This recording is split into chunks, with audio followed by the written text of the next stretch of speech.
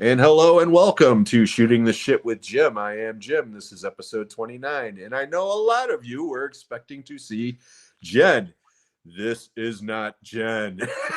This is Sean, one of my Nope. cohorts from Talking Movies with Sean, Kenny, and Jim, and more importantly, from Movie Assault. Jen could not make it today, but my good friend Sean here was kind enough to step in at the last moment. So, Sean, first of all, thank you so much for being here, my friend. Oh, very welcome. My pleasure.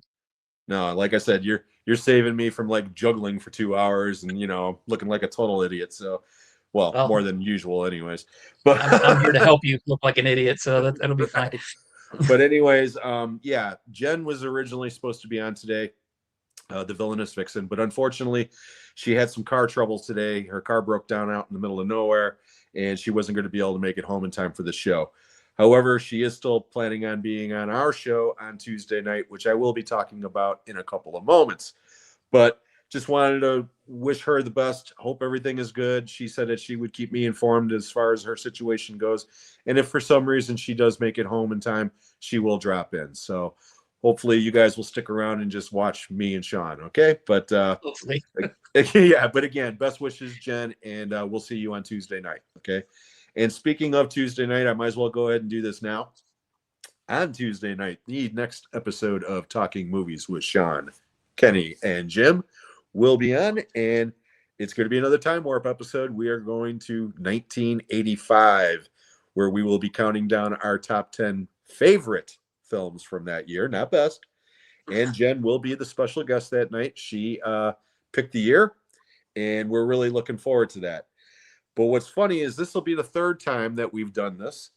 And we did 1987, we did 1986, and we thought both of those were extremely difficult years.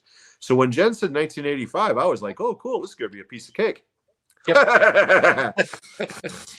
Without giving away any spoilers, guys, I just want to run through some of the films from that year, okay?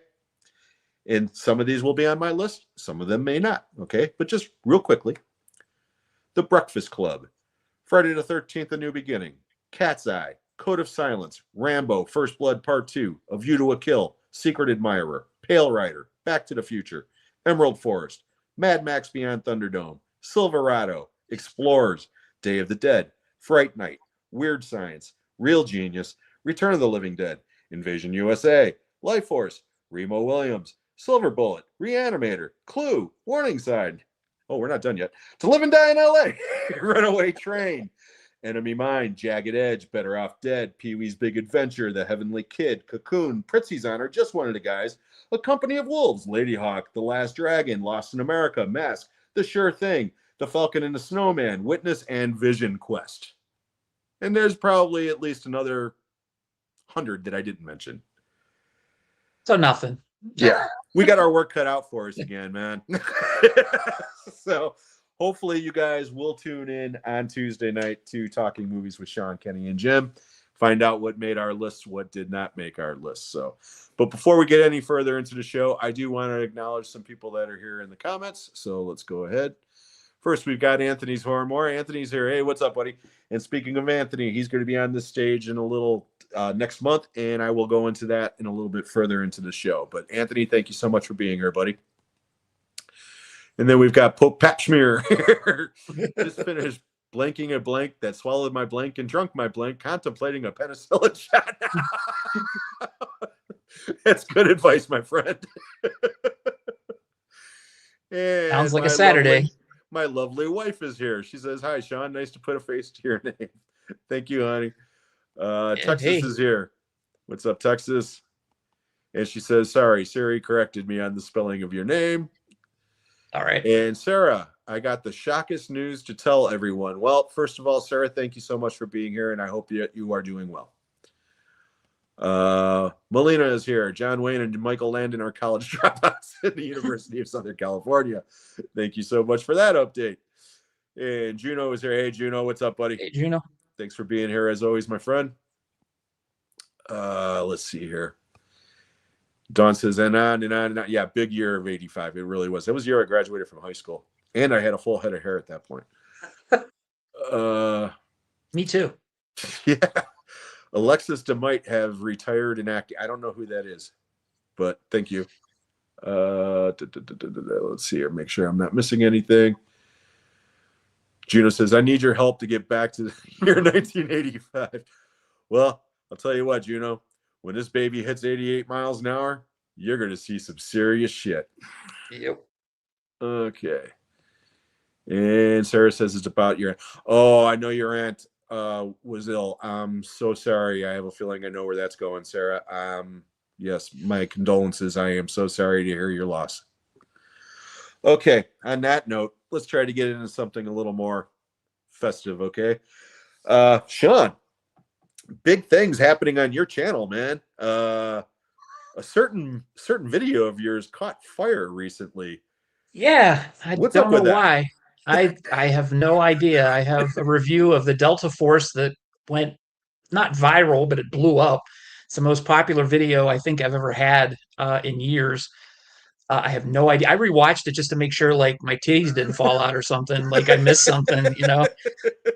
But yeah, for some reason that video has blown up, and I'm getting subscribers left and right. Let's see how many I got so far today, because it's literally going up daily. Yeah. Now watch, it won't have changed. No, I told you. I got two. I got two two more today. I told you, never underestimate the power of Chuck, man.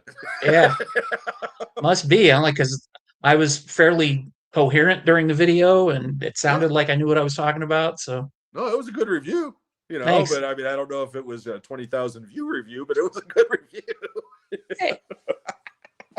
Hey, my most popular video is that 30-second blurb from The Boys and Company C with R. Lee Ermey. Yeah, It's got like 21,000 views, and my next closest one has got 2. So, you know, and it's the same thing.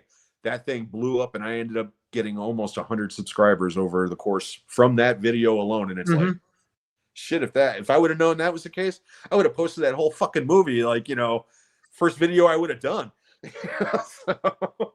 Yeah, I have no clue why that one blew up of all things. And it's like, it's no contest. It's like that video is up here and other ones are down here. Like I normally get between 50 and 100 views on a review. That's normal. This one's over 11,000 last time I checked, and I have no idea why. Yeah, like I said, you never know why certain things blow up, and then other things that you think are going to catch don't. And it's like, right. Oh, I just died a little inside. Yeah.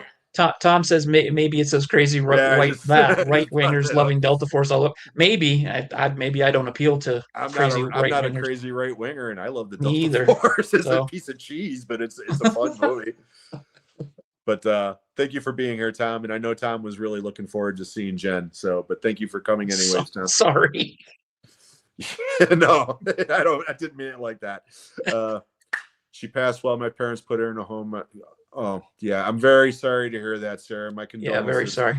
And I appreciated the condolences that you gave me when my mom passed. So by all means, I want to give it back to you. Thank you so much for your support. And let me know if there's anything I can do. Sorry to hear that, sir. Okay. Now, I've already had you on this stage, so we're not going to go through the normal bullshit, you know, that we used to. Although with your memory, you probably don't remember what I asked you last time anyway. So no, thanks. But that's okay. But we're gonna go ahead and we're gonna play a couple of the games that I normally play with people. Okay, you know, not grab ass, so you're okay. We're gonna play top 3. So. Okay. Last time I told you this, you said, hey, no problem. And then you struggled for the next 10 minutes going, oh, God, off the top of your head. Yes. I that's my big regret. The last time I was on your show, I was splitting hairs. So. You and everybody else, man. So, off the top of your head. Top 3 sex comedies. Go. Oh, Jesus. Porky's. 40-Year-Old Virgin. Nice. And I don't know why it came to my head, but I'm just gonna say Hard Bodies. I don't know. Kenny likes it's that. It's a shitty movie, but excuse me. Top 3 90s action films. Oh Jesus. That is a weak spot for me because like I've said on the show, you know, talking movies, the 90s was a weird time for me because I wasn't going to see a lot of mainstream movies then. going to see a lot of artsy fartsy stuff. So the only things that would come to mind are Last Action Hero, Demolition Man, and what else from the 90s? Shit. I'm Lots just of trying to shit. think of one. Shit. The 90s were kind of shitty. Con Air, there you go. Con I'll Air's steal a one great from one. Juno. Con Air is a great one. Juno, don't help them. Make them struggle. Top 3 period dramas. Oh, Jesus. Any period? Just Sure. any time? Sure. God, I'm coming up with stuff off the top of my head, and they are not good movies because I'm a trash hound. That's fine. So the first thing that comes to mind is Heart's War. Get off. Actually, that movie's not bad. It's not bad, but It's it's the not first great, thing. but it's not bad. Oh, it's the first thing that came to mind. It's a World War II court drama. Yep. Shit. Oh, maybe I should have had that gummy. All right, fuck it. Just top 3 dramas. Period. Top 3 dramas. Apollo 13. Okay. Which that could also be a period drama because that's set. It could. There you go. See, you can't pin me I'm in. your Sherpa, man. You're safe with me. As the little girl got into his van. I'd say Last of the Mohicans. That's a good one too. And again, these are just off the top of my head. There's no thought into this other than what little brain power I have left. Shit. Glory. Top 3 animated films. Oh God.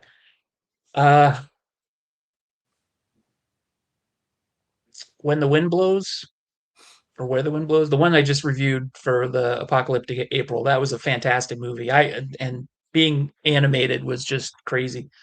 I think that's the name of it. When the Wind Blows. Yeah. Akira and Toy Story. Nice. All righty. See, that wasn't too bad. Tom's corrected me. Last of the Mohicans is more of an adventure movie. Yeah. You want off the top of my head, you're going to get what you get. I mean, I could say it's a romance, so hey, yeah. There you go. Okay, let's see here real quickly. Juno, you need to direct a sequel to Let's Be Cops. I want to play a game with you. Some people are so ungrateful to be alive, but not you, not anymore. Oh, you must be talking about Porky's. Con Air, Hard Target, Face Off. There you go. Perfect. Tom, I always liked Eraser, a guilty pleasure.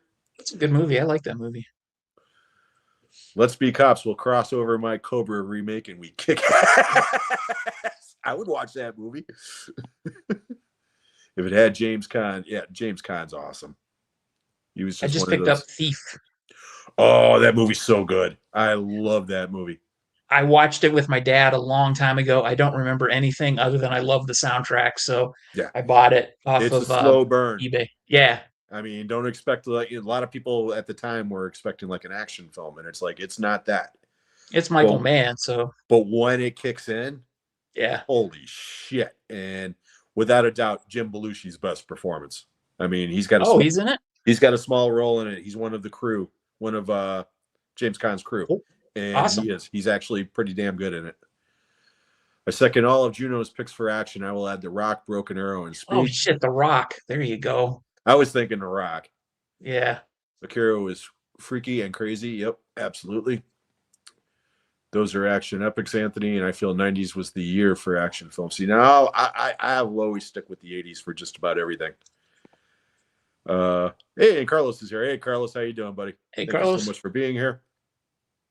And Anthony says, Thief is great. Willie Nelson has those crazy eyes in that movie. Yeah, Willie Nelson's also very good in that movie. He's, again, Robert Prosky's in it, my favorite guy from Christine. He's the fence in it. But yeah, it's a really good movie, Sean. You'll like it. Oh, he's gone. Let's all Sorry. talk about him. Oh, he's back.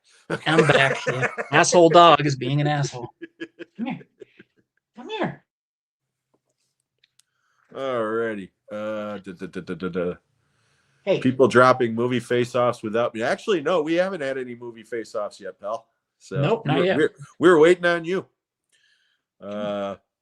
Thief is a total badass movie, especially having way to go, Juno. Well, I guess I'll throw that one out. Spoiler alert. Okay. I thought about this one when at the last minute you decided to jump on. I'm going to give you one more top 3 just because I want to know if this movie is one of them, and I'm pretty sure it will. Top 3 uncomfortable movies. Oh, I know where you're going. And by that, people, what I mean is movies that you were uncomfortable watching. You're probably looking for the coffee table. That's the one. Yep. That's my favorite of the uncomfortable movies. Of the ones I've seen, because I've just picked up a bunch of them because I want to watch them and I haven't seen them. That's what made me think of the question. Yeah. Your pickup video. Yeah, like I haven't seen Irreversible. I just picked that up. I haven't seen a Serbian film because I just picked that up a little while ago. I have both. Yeah. And Serbian Tale I never bought. Okay, a friend of mine actually had it, and I borrowed it, watched it, and promptly gave it back to him. I was like, no thanks. Irreversible I bought blind because I'm a skeeve. Originally I bought it. I didn't realize it was a rape scene. I just heard that Monica Bellucci got naked in it. Yeah. So me being a skeeve, I did. Yeah. I blind bought it, and I also knew that it was told in reverse, but that was it. Right. That's another one of those movies. The second it was over, I popped it out and I gave it away and was like, I'll never watch it. It's an extremely well-made movie. That's what I've heard. Yeah. It's something that I would never watch again. I'll say The Human Centipede, but it didn't really bother me that much. And I hate to say that because it makes me sound skeevy. Out movie then. Yeah, but I've seen it twice. And the second time I saw it, I literally was sitting behind Tom Six and Dieter Laser at the Texas Frightmare Weekend, and listening to them riff on it, which was hilarious because they were just funny as hell. So it has a special place in my heart, I guess. And I stood at the urinal next to Dieter Laser, so there you go. You can't beat that. So that's 2. I'll mention Salo or however you pronounce it. Another one that's I saw it and I'll never watch it again. I didn't know anything about it, and I used to go to this one used DVD store, and I saw it sitting on the shelf, and I was like, "Oh, it was a Criterion Collection edition." I can't believe that fucking thing's in the Criterion Collection. And I go, "What the hell is this?" So I look it up, and I'm like, "Oh!" And then I looked at the price, and they were selling it for like $100. Yeah. And I was like, "Why is this so expensive?" So then I came across a copy of it cheap on eBay, and I'm like, I'll watch it. It's Criterion Collection. Maybe there's some redeeming qualities to it. Nope, I promptly sold it right after that. The redeeming quality, the transfer was beautiful. Other than that, it looked great. I've never seen shit look so good. So. Smell like dog shit. Smell like dog shit. Yeah. Yeah. It still blows my mind that when people lost their minds about Armageddon getting a fucking Criterion release, it was like, hey, fuck that, man. Salo got a fucking Criterion release. Well, let me say this about Salo. It has a point, and it makes a good point if you read into the subtext of it. But if you're just looking at it surface level, it's just a gross movie. Yeah. But, it's about the fact that there's way more people in prison that are keeping them in prison. So they could rise up at any time and defeat them, and they don't. They're just subjugated to their power. I get that, but it's just not very subtle about it. That's what. No, the subtle is not what that movie is. Yeah, no. But, here we go. I got your thing, Carlos, but I got to do this. Sean removed his coffee table after that one. We don't have a coffee table. Not because of that movie, though. Let's see here. Spider-Man movie actor face off. Tobey Maguire, Tom Holland, Andrew Garfield. Now I'm assuming he's talking just about as Spider-Man, not as actors. So who's your favorite Spider-Man out of that group? Uh, that's tough. Tom Holland would get the nod, but just barely beating Tobey Maguire. Yeah. Um, Tobey Maguire was not the first because Nicholas Holland was on the TV show, and I have a soft spot for that TV show, even Yeah. though it's terrible. Um, but or not Nicholas Holland, Nicholas Hammond, sorry. Nicholas Hammond. Yeah. Um, but Tobey Maguire, Spider-Man 2 is still one of the best comic book movies of all time. So Yeah. I will put him in second, but he's a very close second. And Andrew Garfield, I think, got kind of a bum rap because they came out with those movies way too soon after the Tobey Maguire ones. So he's sort of like the black sheep of the family. Yeah. And you see that sort of in Spider-Man No Way Home, where he's constantly down on himself. So I don't know. But he wasn't bad. Yeah, he's a damn good. I mean, all three of them are damn good actors. Oh yeah. But yeah, I'd have to agree with you. I think Tom Holland is probably my favorite too, mainly because of I think he's the most age appropriate, or was when he started. I mean, shit, he's 30 now. Okay, right. But is he 30? Yeah, he just turned 30. Wow. Okay. But again, Tobey Maguire, again, the nostalgic is really, really fucking heavy on that because, you know, like you, yeah, I watched that shitty TV show too. And I when that guy popped up in Django, or not Django, Once Upon a Time in Hollywood, he's Nicholas Hammond. He's the movie director on the set of the Western that Leo and the little girl are on. And he throws the girl to the floor. He comes out and he's like, that was great. And he's all dressed up like Sam Wanamaker is who he's playing. But yeah, that's Nicholas Hammond from shit. Spider-Man. Yeah. I was watching Sound of Music and I forgot he's in that. Yeah. So whoa, okay. Sorry if I seem distracted. I'm trying to make my dog. I know you're trying to keep the dog in line. Okay, Serbian film August Underground are highly disliked and hate with a passion. Yeah. Yeah. Okay, here we go. Sean, your favorite cinema movie and your worst cinema moment. Now, he worked in a cinema like I did, Carlos. So, yeah. Are you talking about while I was watching a movie or while I was working? Because I had a really good experience in the projection room while I was working with him. Me too. Different projection booth, people. Yeah, it wasn't the same one. It wasn't us together. So giving each other high fives over the platter. Yeah. If it's just watching a movie, I have to say it's kind of a weird one, and I don't even know. Like you said, my memory shit. So I may have mentioned this on the show before or our show, but there was a time I went to see a movie, and I think it was Star Trek 6. No, I don't remember. The movie was oh, hang on. My computer wants to reboot. I think it was When Harry Met Sally we were going to see, but there was a trailer for Star Trek 5, I think. Yeah, that came out the same year. Yeah, and everybody was just laughing at all the jokes and shit that was in the trailer, and the place was packed. And just having so many people react to a trailer, even though the movie sucked, unfortunately, the trailer was really good at pumping up the movie. And I just was like looking around. I'm like, this is awesome. People are all excited about a movie that's coming out and the place is full. And I just love that. I love going to a packed movie when everybody's not an asshole. And unfortunately, that doesn't happen too much anymore. Right. But back in the 80s, it was all the time. I'd go to the movies and it'd be packed. And it was just like that sort of self-realization, like, holy shit, these people are all movie fans. And they're all here and they're celebrating a movie that's coming out that they want to see.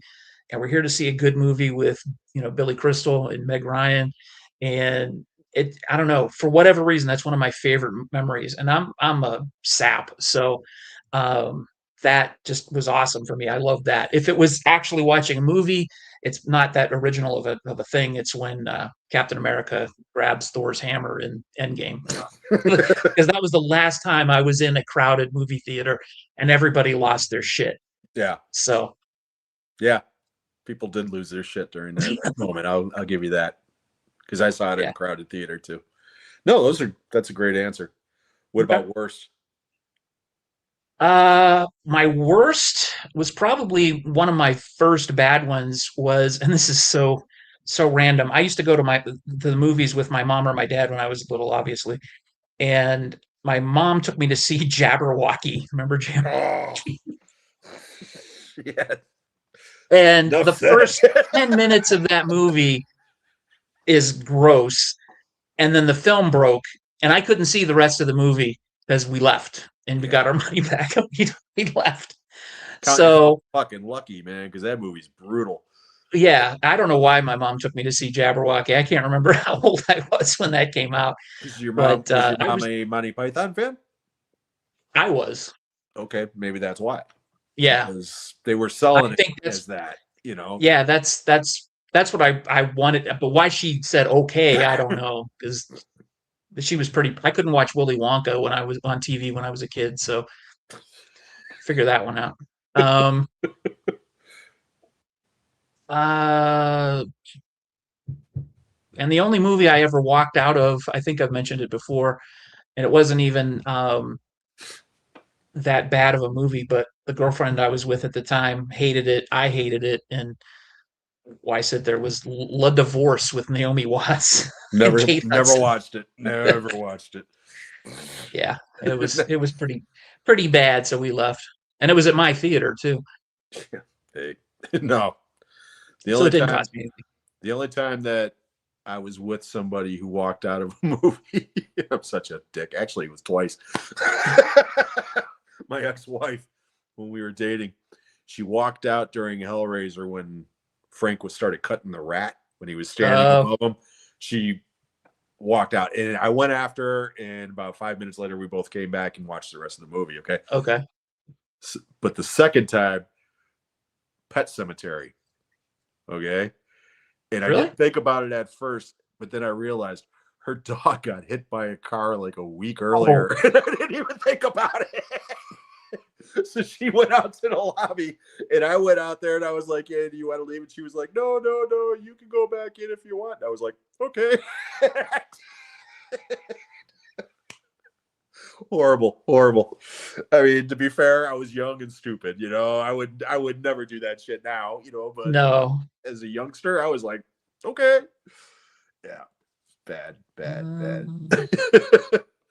Okay, Hang on one second. Let me make sure this computer does not reboot, because I just got this. If you lose me, my computer is rebooting. I'm gonna try. Let me schedule a restart here. Okay. All good? Go ahead. I'm sorry. No problem. Okay, Juno says they're coming out with a Blu-ray set for Salo, and we still don't get no Blu-ray for Christopher Lambert's Fortress. If there was a Fortress Blu-ray, I would definitely buy that. That movie is awesome. I stopped watching Salo after 40 minutes and always puked. No bullshit. The son of a bitch movie always made me. Yeah, it's not for everybody. That's no, for sure. It's certainly not. The director of Salo really had underage actors in the movie. Yeah, it is. I don't like that movie. Oh, I didn't know that. Yeah. I don't own a copy currently, and I understand the point of the movie. I don't recommend it to people. Right.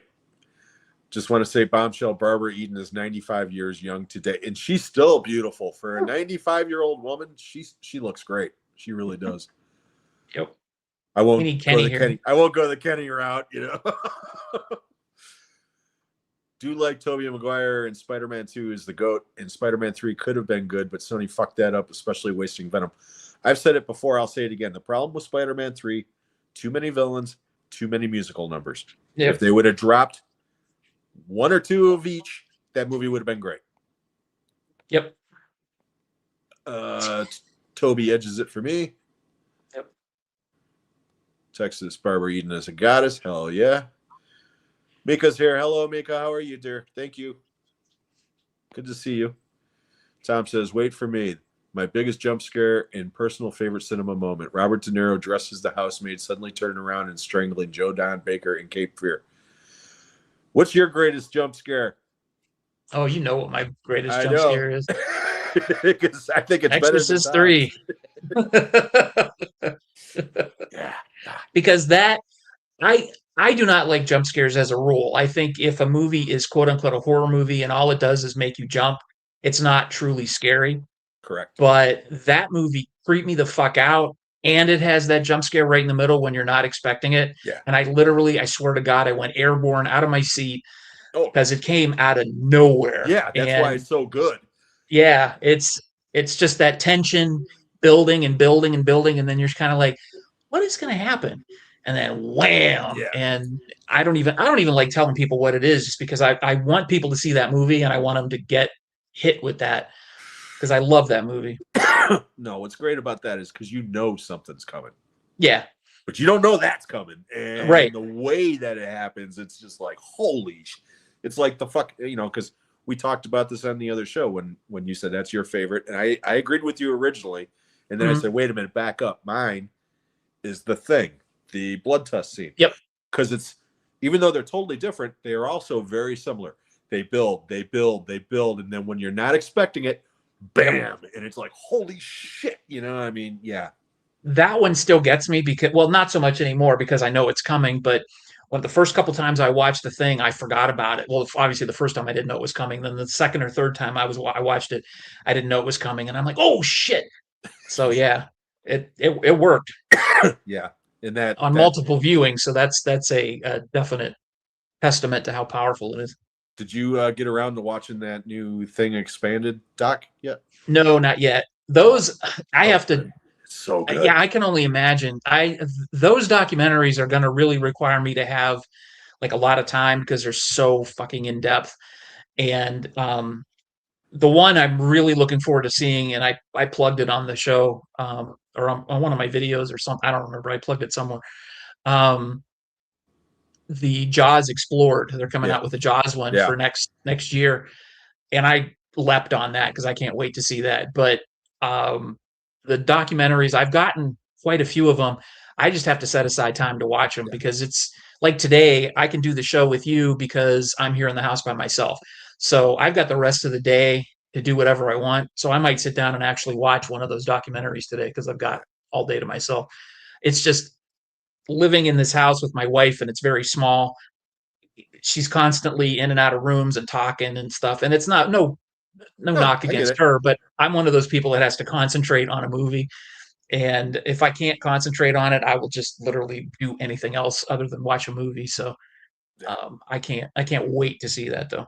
Yeah, no, I wasn't able to get the physical copy or even the digital copy for that matter because of financial reasons. But sure, the site that shall be unnamed had it, and all those other ones, In Search of Darkness and In Search of Tomorrow and all of them, and in HD, and over 5 hours, and I was not bored once. It's just the only complaint that I have about it is that it doesn't go into the pre-production that much.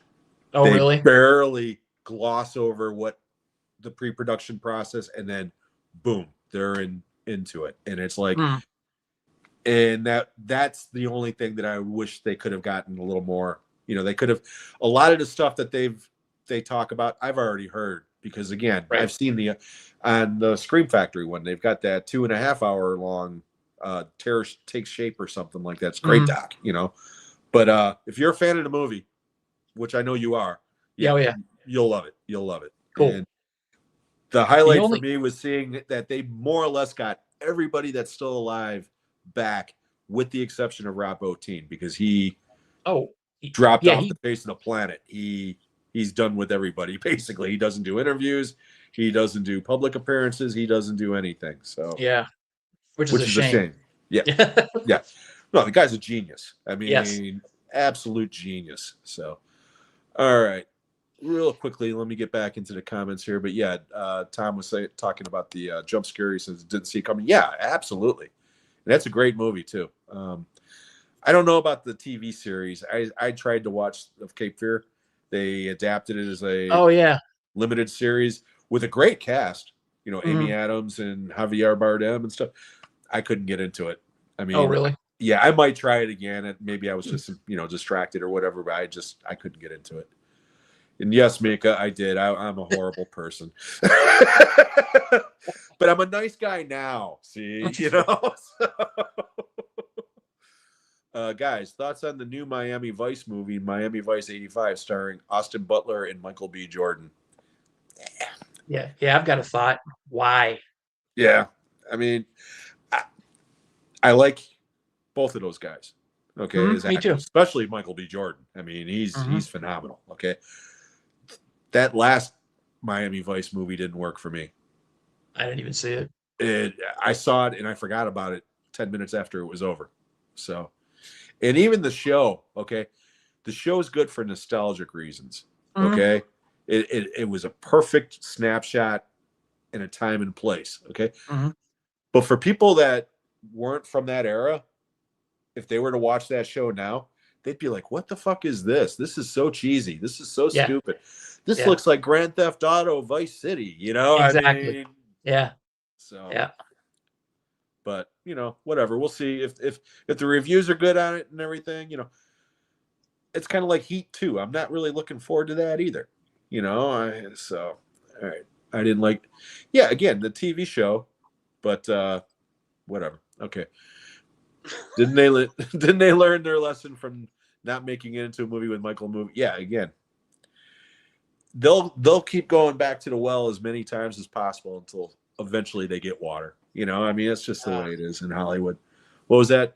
Kenny yesterday or whatever did it saying that they're rebooting Leprechaun, yeah. and it's like Why? exactly. It's like fucking why, man? Is Jennifer Aniston going to be in it again? If she is, I might watch it just because it'd be Right. like Jennifer, what? Yeah. No, there's some of these things like he said, I think he put in the chat too that they're remaking or they're making a Jetsons live action movie. Yeah, with Jim Carrey. Yeah. Why? If you like the Jetsons, watch the fucking TV show from back in the 60s or whenever it was. Or watch the movie that came out in the early 90s. There was a Jetsons movie already. When that came out, it was animated. You Yeah, don't need a because live action one. Tiffany did the voice of Judy. I Oh, remember really? that at the time. No, I don't. I didn't watch it, but I would walk in and out of it, but I didn't watch it. Yeah, no, I lived with a woman with two little girls, or a little girl and a little boy at the time, so of course I had to watch that shit. Yeah. Let's see here. Gino says Miami Vice 2006 movie was easily the worst Michael Mann movie. That's what I've heard. The Keep ain't that good. I love The Keep. It's I love The Keep for being as disjointed and as crazy. It's a broken toy. It's not really fair. It's not his movie anymore, so it's like saying that Alien 3 is David Fincher's worst movie, which it's not. But again, that's not really his movie, right. So they're remaking La Bamba and Saw, which is so again, they remake everything these days, or adapt it or reboot it or whatever. And yeah. It's much better than Miami Vice. Sorry, Jim. Yeah, well, we'll agree to disagree. Although, like I said, The Keep, I can't really say it's his worst movie because again, it's incomplete for one thing, and then I mean that movie's a mess. I'm sorry, It is. It's a fucking mess. There's some great stuff in it. Okay, I mean I love the mood of it, and I love a couple of the performances of it, but yeah, it's that suit or whatever you want to call it, the special effects of the big, I can't remember what his name is. I don't remember either. But I remember seeing that with the reverse smoke coming out of him, and just like, this is so badass. I saw it when I was a little kid. Well, I wasn't a little kid; I was in high school. But of course, it seems like I was a little kid because it was so long ago. I know. But yeah, I just thought that was badass, and that's what hooked me.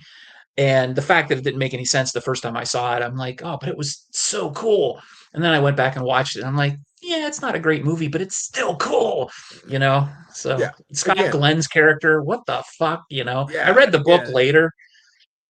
The book is Jurgen great. Jurgen Prochnow and Gabriel Byrne Hmm.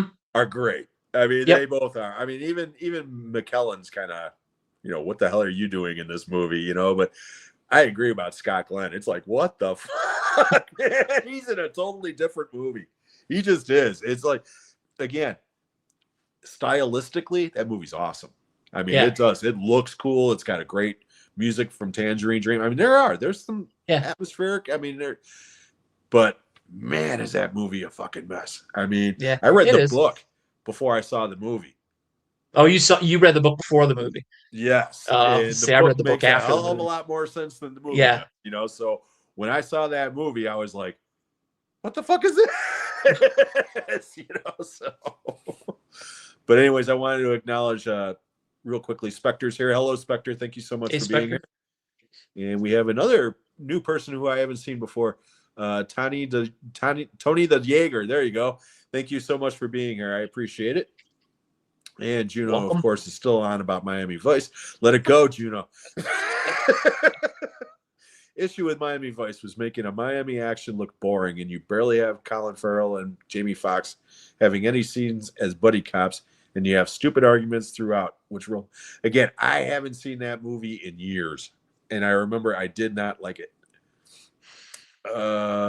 Tony, are you Dutch? Tom wants to know. And let's see here. I dig the And if you're assembly. not, why not? Yeah, I dig the assembly cut of Alien 3. It's I prefer the assembly cut. I haven't seen the assembly cut. Really? No. Oh, it's completely different. Is it? It's completely different. And again, like The Keep, it's not as disjointed. I think the assembly cut, again, I won't say that it's Fincher's movie, okay? Right. But I think it's probably closer to his vision than what we got. Right. And there are a couple of sequences in that movie that it's like, what the fuck? Why did they take this out? I mean, yeah. So Gotcha. give it a chance. I really enjoyed it. I'll definitely check it out. I'm horrified seeing Michael B. Jordan in another Thomas Crown Affair movie. Steve McQueen was perfect in an underrated performance. The remake passable, but not another movie. No, he directed that movie too.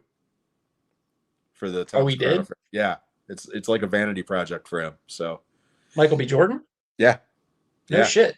yeah. So, and again, that guy, he deserves the benefit of the doubt. So we'll see what the reviews say, and I only saw like a little tiny teaser trailer for it, and that's it. So Okay. we'll see. But yeah, I know Carlos is a huge McQueen guy, so of course, Hey, Carlos, did you hear that Tom Cruise is going to be in the Gauntlet remake? Miami Vice has his boring blue filter. Yeah, now that I do remember. Yeah. It's got that blue tint throughout, and it's like, what the fuck, man? Are they like, yeah. My wife says, we kicked my son and grandkids out today so he could focus. Yeah. Don't give up my trade secrets. Alien 3 is my favorite in the series, and I understand why people hate the film, but it's better than... Hey, don't get going on The Last Jedi. I will defend that movie forever. Me too. Of the 3 new trilogy, it's my favorite. With a bullet. Same here. With a bullet. It ain't even close. Okay, before we start getting all the people yelling at us, Sean, let's continue. Before you get canceled. We're going to go back to Best Decade, because I don't remember if I did this with you or not. But again, both of our memories suck, so it's all good. We'll go through it again. So, Best Decade. You can go any decade from the beginning of cinema all the way up until now. I will give you a genre of film. You tell me what your favorite decade for that genre is, and just give a couple of examples why. Okay? Okie dokie. I remember we played this game, but I don't know which. I know which genres we did. So we'll see if I can redeem myself. Okay. Best decade Best decade for comedy. Oh God, we did do this one. I'm gonna say the 80s. Okay. Just because of Texas. Thanks. I'm just gonna say the 80s, just because that was when I was going to see movies at the theater with my friends and just being a dumb kid. So we went to see, like I mentioned earlier, Porky's, Hard Bodies, um, even stupid shit like Tough Turf, which is not a comedy, but it was stupid garbage that we would go see. Holy shit! I forgot all about that movie. Remember that movie? Yeah, James Spader and Kim Richards. Yep. So I loved going to the movies to watch comedies with my friends, because now that I'm older, I don't get to go to the movies and hang out with my buddies. The closest thing I get to do that is talking movies with you and Kenny, is talk about movies that way. So yeah, it's just that sort of going to a theater and being with friends and laughing and stuff. It doesn't mean the movies were funnier than the ones from the 70s or now, or the 90s or anything. I just enjoyed going to the theater to seeing the comedies, and they don't make those type of comedies very much anymore. We've talked about that before. No, they don't. Yeah, and you watch some of them now and they've aged so poorly, and the PC police will be all over them, but they were just funny. You were just gut punching laughter that would just hit you and you'd laugh despite yourself. Like, I'm not going to say the joke, but that thing that you sent with Kermit the Frog yesterday on Instagram, there's one totally inappropriate joke, and I laughed. I laughed out loud, so loud that I think I scared the dog, because it came out of nowhere. And that's the kind of stuff I love. Dark humor, but offensive humor makes me laugh too. So there shouldn't be. I don't know. People are too uptight. Yeah, we're Gen X. Yeah, exactly. No, before I go to the next one, just something that you said just made me think about it. Okay, you're saying that you remember going to these sex comedies, back then, and they don't make movies like that now. Perfect fucking example of that. Okay, there's a movie that's out right now that came out this weekend called One Night Only or something. Yeah, I heard about that. And it's a high concept movie where it's like a purge sex comedy where one night a year you're legally allowed to have premarital sex with somebody. Okay. Yeah. But the director is basically saying that the reason why it doesn't have any nudity in it is because people are uncomfortable watching nudity on film. And I'm like, it's a sex comedy. I mean, that shit just, again, it doesn't have to be pornographic. Right. But again, you can do nudity and still be funny. There was nudity in Oppenheimer, for crying out loud. Yeah. But again, it's a fucking people sex get comedy. naked. I just want to tell people, if you haven't heard, people get naked, and it's part of life. Cutting people's heads off is not part of life. Usually, that's in a movie. Nobody gives a shit. You see some titties and everybody freaks out. So yeah, the United States is backwards when it comes to that shit. But again, this was the filmmaker saying this shit, and this is the guy that directed Anyone But You with Sydney Sweeney. He had no problem showing her titties.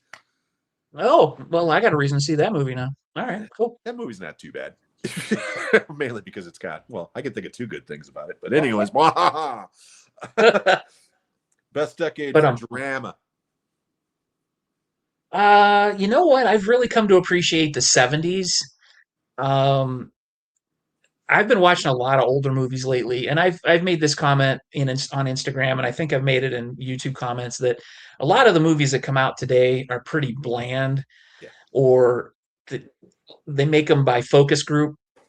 Mm-hmm. And movies back then, again, going back to the not wanting to piss people off, back in the 70s, you could deal with certain things in a dramatic way, and it wasn't taboo necessarily. Maybe it was, maybe it wasn't, but like what am I thinking of off the top of my head? Like I don't know if you call it a drama, but French Connection. Okay. Something like that. There was a big hullabaloo about it getting censored on Disney Plus because of the language and whatnot. Yeah. Do you have a ghost in here? My wife just walked through. It's just weird because I see the shadow going across your face, and you're like, "It's all right." But yeah, and you had stuff like Ordinary People, which I don't say is a great movie. It mainly because it's been years since I've seen it, but there were just more like dramatic movies where they were just about people and characters. And it, French Connection might not be a great example because there's a little bit of action in that, but I don't know. I just think the '70s had sort of that gritty, grimy, really slice of life stuff that you don't see anymore. Everything now looks like it's got some sheen to it, Yeah. and it's just not the same. So I don't know. Specific examples, I'm probably going to be terrible at, but All you as I gotta said, the say French is Sam Connection. Peckinpah movies from the '70s that aren't Yeah, westerns. yeah, You yeah. know what I mean? Straw Dog. Perfect. You Right. know? Bring me the head of Alfredo Um, Garcia. Marathon Man. I know it's not necessarily a drama, but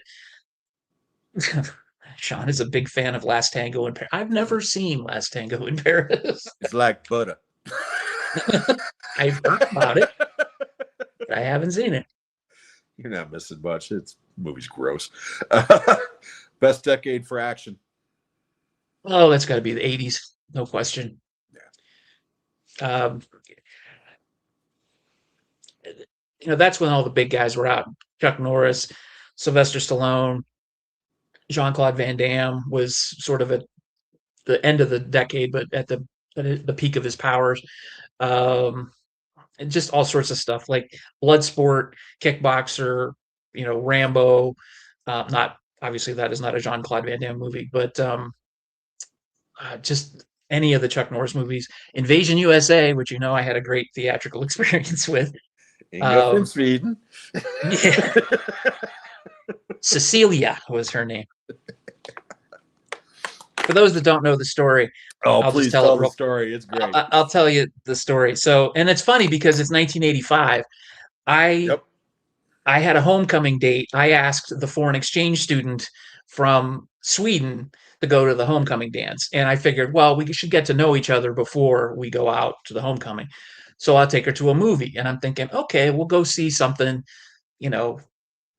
relatively inoffensive. Let's go see Back to the Future. Oh no, I want to see Invasion USA. I want to see a real American film. So I took her to see Invasion USA instead of Back to the Future. She wasn't wrong, though. I mean, again, it doesn't get much more American than Invasion USA.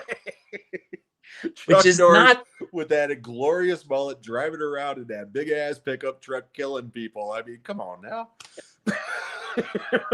So I do a terrible job of reading people or thinking what people might like. I always try to go with maybe I'm like a focus group myself. I'll go and pick the blandest thing because I think it has the widest appeal, and people aren't like that. People want, grimy, dirty stuff, and take me to see. They just won't admit it. Yeah. Before I continue with my decade thing, I've seen some new people have popped into the chat real quick. Well, actually, first Juno, '80s had real Star Wars films, not the crap trilogy that they make now. Yeah, I'm done with Star Wars after. Star Wars is dead to me. Johnny's here. Hey, Johnny, how you doing, buddy? Hey, Jim and Gus. Tough turf. Wow. Kim Richards and Spader when he had hair. Yep. Don't be making ball jokes now, Johnny. Let's see here. Tom says 80s comedy best example is Ghostbusters. It had action, comedy, and ghosts.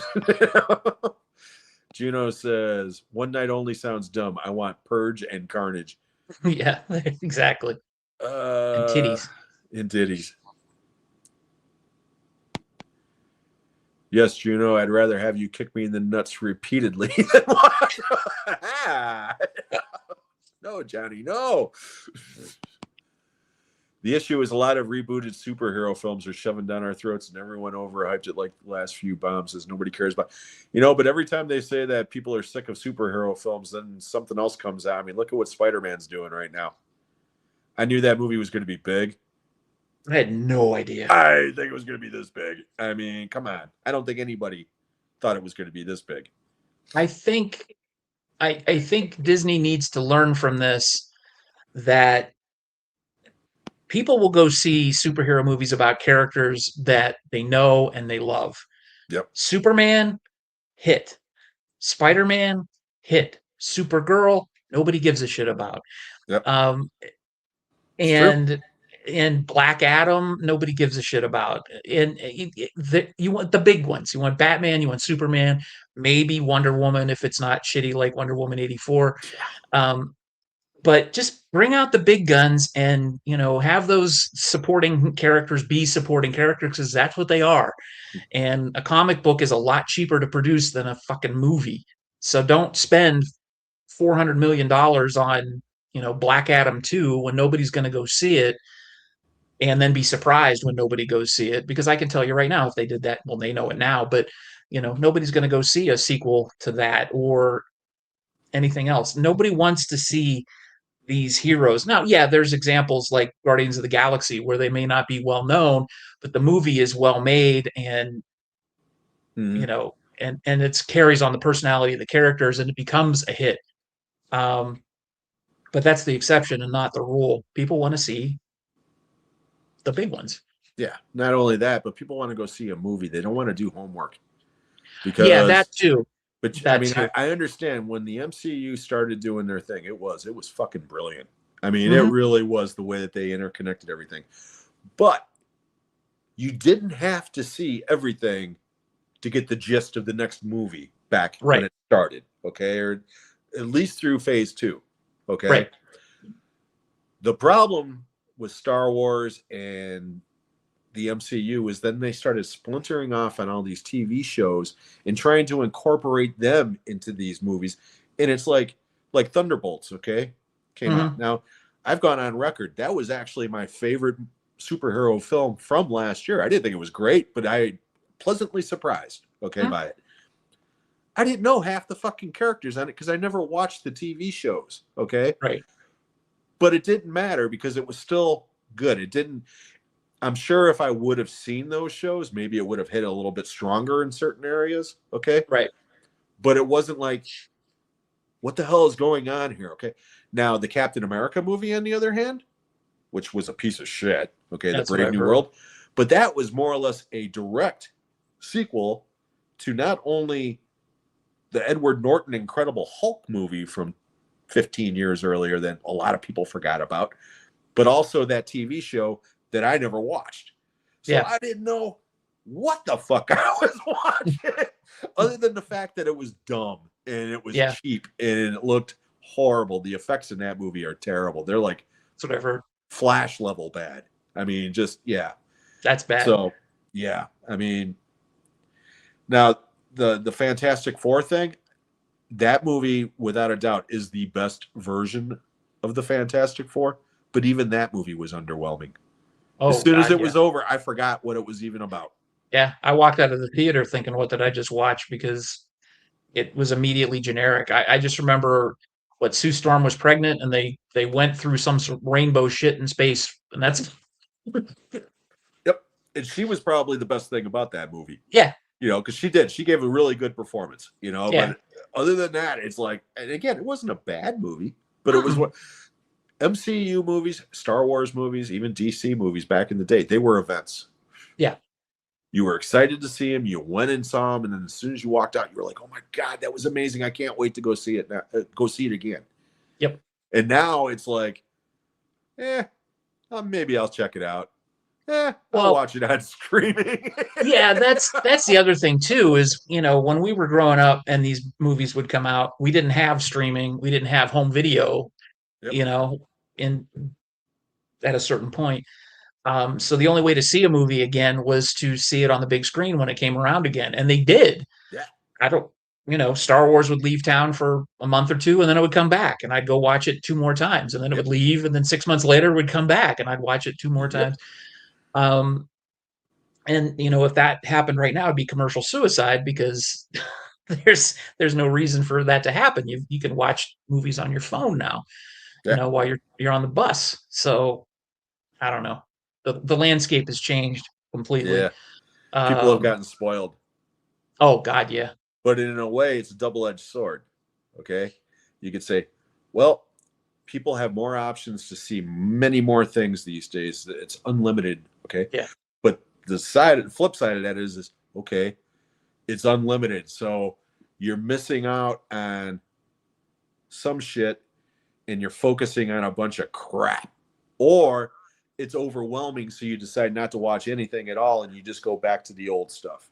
That I you're was actually talking. I was talking to my wife this morning, and we were sitting at a farmer's market this morning because she had her greeting cards out, and she's putting them out. And I said, "Don't put too many out because if you have too many choices, people won't choose anything." And she's like, "Oh, where'd you hear that? That's stupid." And I'm like, "No, it's serious. They've done studies. If you have too many choices, you won't pick anything. You'll walk away." And that's exactly what happens. I spend more time when I have time to watch a movie browsing through my library or browsing through the streaming services trying to pick something. And by the time I finally settle on something, I'm half asleep, Yep. you know, Or because I'll just there's say so fuck it, much. and I'll end up doing something else. I mean, Yeah. Yeah. yeah. Or I will I watch make something. myself. I make myself watch things at this point. Yeah. Yeah. I Last night I was here by myself and I'm like, you know what? I've got plenty of time. I can watch any movie I want. What do I want to watch? And I sat down, I watched Masters of the Universe because I had 2.5 hours or more to kill. And I loved it. It was great. I loved that fucking movie. And I'm so sad that it bombed at the box office because I would watch another movie written like that one in a heartbeat. Yeah. And that was one that I think that they thought they had a slam bang box office hit because they were teasing sequels at the end of that. And now it's not going to happen, or at least it probably won't, at least Unless not it hits really theatrically. big. Unless Yeah, it hits unless it really gets big big on on streaming. Prime. Yeah. Yeah, but No, I'm with you because again, I had no desire to see that. I didn't see the cartoon. I didn't watch the old Dolph Lundgren thing. I was in my 20s when that shit hit, So, and yep. same thing when I saw that they were rebooting it. At the time I was like, you know what, that movie's gonna flop. Okay, I knew Yep. it was gonna flop because again, kids, they don't give a shit about He-Man. It's people our age and a little Right. bit younger than us that grew up with it that are like, ooh, I want to see the new. And yeah, like you, I waited until it hit streaming and was trying to find something to watch and was like, fuck it. And I put it on. And like I told you, I almost turned it off in the first 10 minutes because it's just like, the cartoon when they're on Eternia and he's a kid Yep. and this, that.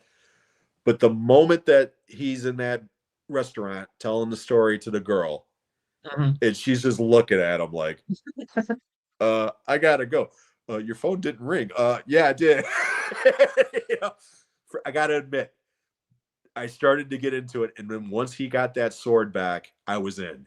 And by the end of the movie, my grandson come in here to get some food, and I'm hooting and hollering on the fucking couch, and he's like, "What are you watching?" And I'm like, "The better version of Star Wars," because it is.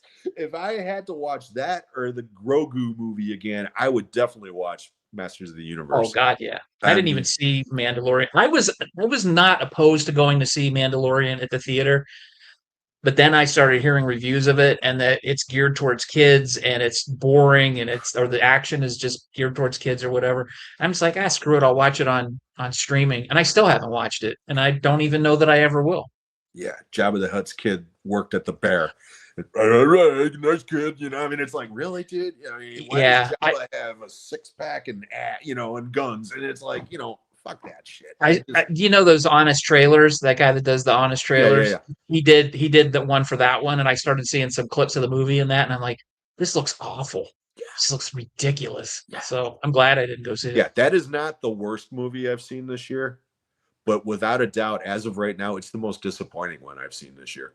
I mean, because again, at the beginning of it, I didn't have high hopes for it. I told you before, I was like, hey, man, I'm kind of Star Wars out, Yeah. And then I was like, fuck it, I'll watch it. And I barely got through it. It's not my Star Wars. Let's put it that way. So Johnny says, good points on what you were saying about the whole DC thing. Blue Beetle. I like Doc Savage, 1975. Ron Eli. Johnny, I will be joining Juno in Texas at the end of the month, Jim, for Messiah of Evil. And then, nice. Nice. I will definitely try to pop in for that, Johnny. That's awesome. Messiah of Evil was ahead of his time. Hey, absolutely. I'd rather have quality 70s, 80s over 10,000 new movies. And I loved it. It was a fun ride. Okay, cool. All right. Yep. Let's get back on track here. Best decade, sci-fi. Oh, you did ask me this last time. I know that.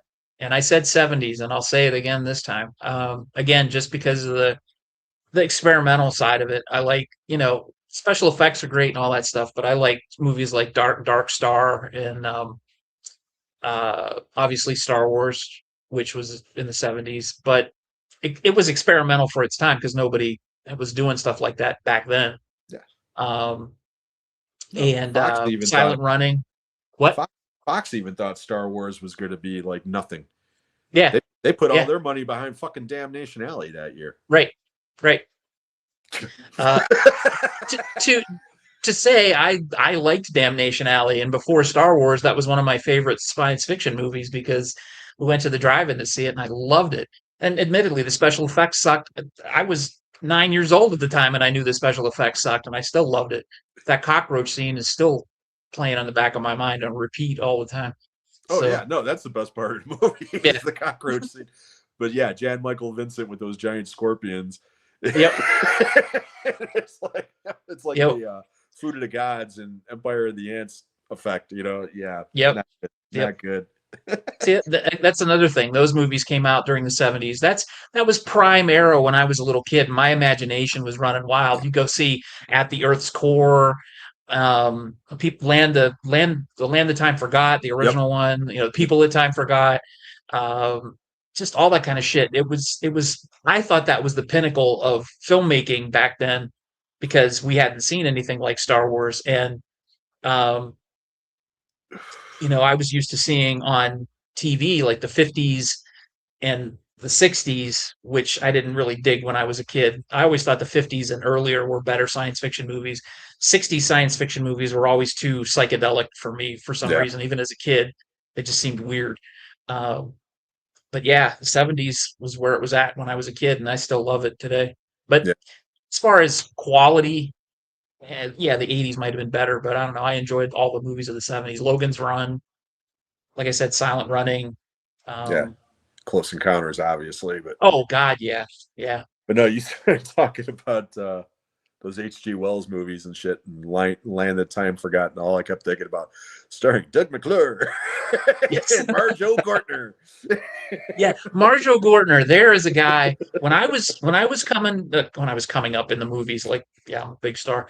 When I was watching movies and learning stars and stuff, my dad was always real big on pointing out, hey, this is so and so from whatever movie, and for whatever reason, if Marjo Gortner was in a movie, I was in. Yep. That sold me, and for a while, he was in everything. It seemed Yeah. like Yeah. he was the guy, and then he disappeared. Yeah. And I don't. He always played douchebags unless he was Yes, in an H.G. Wells movie. Then suddenly right, he was the hero. But right. like I always think of Earthquake. Yeah, He's the National Guards guy in Earthquake who tries to get Victoria Principal. But yeah, yeah. the giant It's fucking afro for a white guy. That was a giant afro, man. hey, Uh, Mike. Worst effects ever for Damnation Alley, I think. yeah. What up, guys? Hey, Mike, how you doing, buddy? Thank you so much. Damnation Alley. George Papard was the worst major ever. Ah, come on, cut him some slack. He loves it when Yeah, a plan comes together. Damnation Alley. Yeah, like I said, I remember because again, you're almost. I mean, we're a year apart in age, Mhm. but same thing. When I saw the trailer for Damnation Alley, I thought it was going to be the greatest movie ever made, Yep. and saw it. And the day I saw it, thought it was the greatest movie I ever saw. And then within a couple of months, I saw Star Wars and Close Encounters. It was like, Yep. man, Damnation Alley is a piece of shit. It's like, just is. Yeah. Damnation Alley. It's hard to believe that Close Encounters and Star Wars came out the same year and as Damnation Alley. It's like A or what they call S tier now Yeah, on the internet, S tier movies, and then there's down here. Damnation Alley is such a B movie. yeah, and it had Um, the biggest budget out of the three, as far as mhm, is maybe I not more believe. than Close Encounters, but it definitely had a bigger budget than Star Wars. Yeah, Star Wars was 9 million. Yeah, and it's like, wow. Right. But it is what it is. We gave that movie more coverage today than it's gotten in like a year. So. I should dig up some of my old videos on my old channel. I did, I called it the 1970s Drive-In Spectacular, and I reviewed all these movies that I saw at the drive-in, and I did a review of Damnation Alley. I should dig that out of the vault and put it up. I put a couple of old videos on my Movie Assault channel from my previous channel. Um, the only reason I would hesitate to put them up now is because I look so much younger. I had, this wasn't white. It Hey, was 13 years ago. But yeah, the I'd what I like to thought see some of then is those videos. all right. Yeah. I'll put them up. Who knows, man? They might get viral like your Chuck Norris video. People will say, "Wow, young Sean looks like Chuck Norris." Yeah, they definitely won't say that. They'll say, "Wow, young Sean looks like he's about 50 pounds lighter and has a lot more hair Now, now than then." I used to buzz my head. I was going to do this with Jen. I kind of tailored this to her, but you like horror That's all right. movies. You like horror movies, so it'll apply. Another top 3 game. And this is the horror edition, okay? Well, for the most part. All right. Okay. Same thing. I will give you a subgenre of horror movies, and you tell me what your favorite top 3 would be, okay?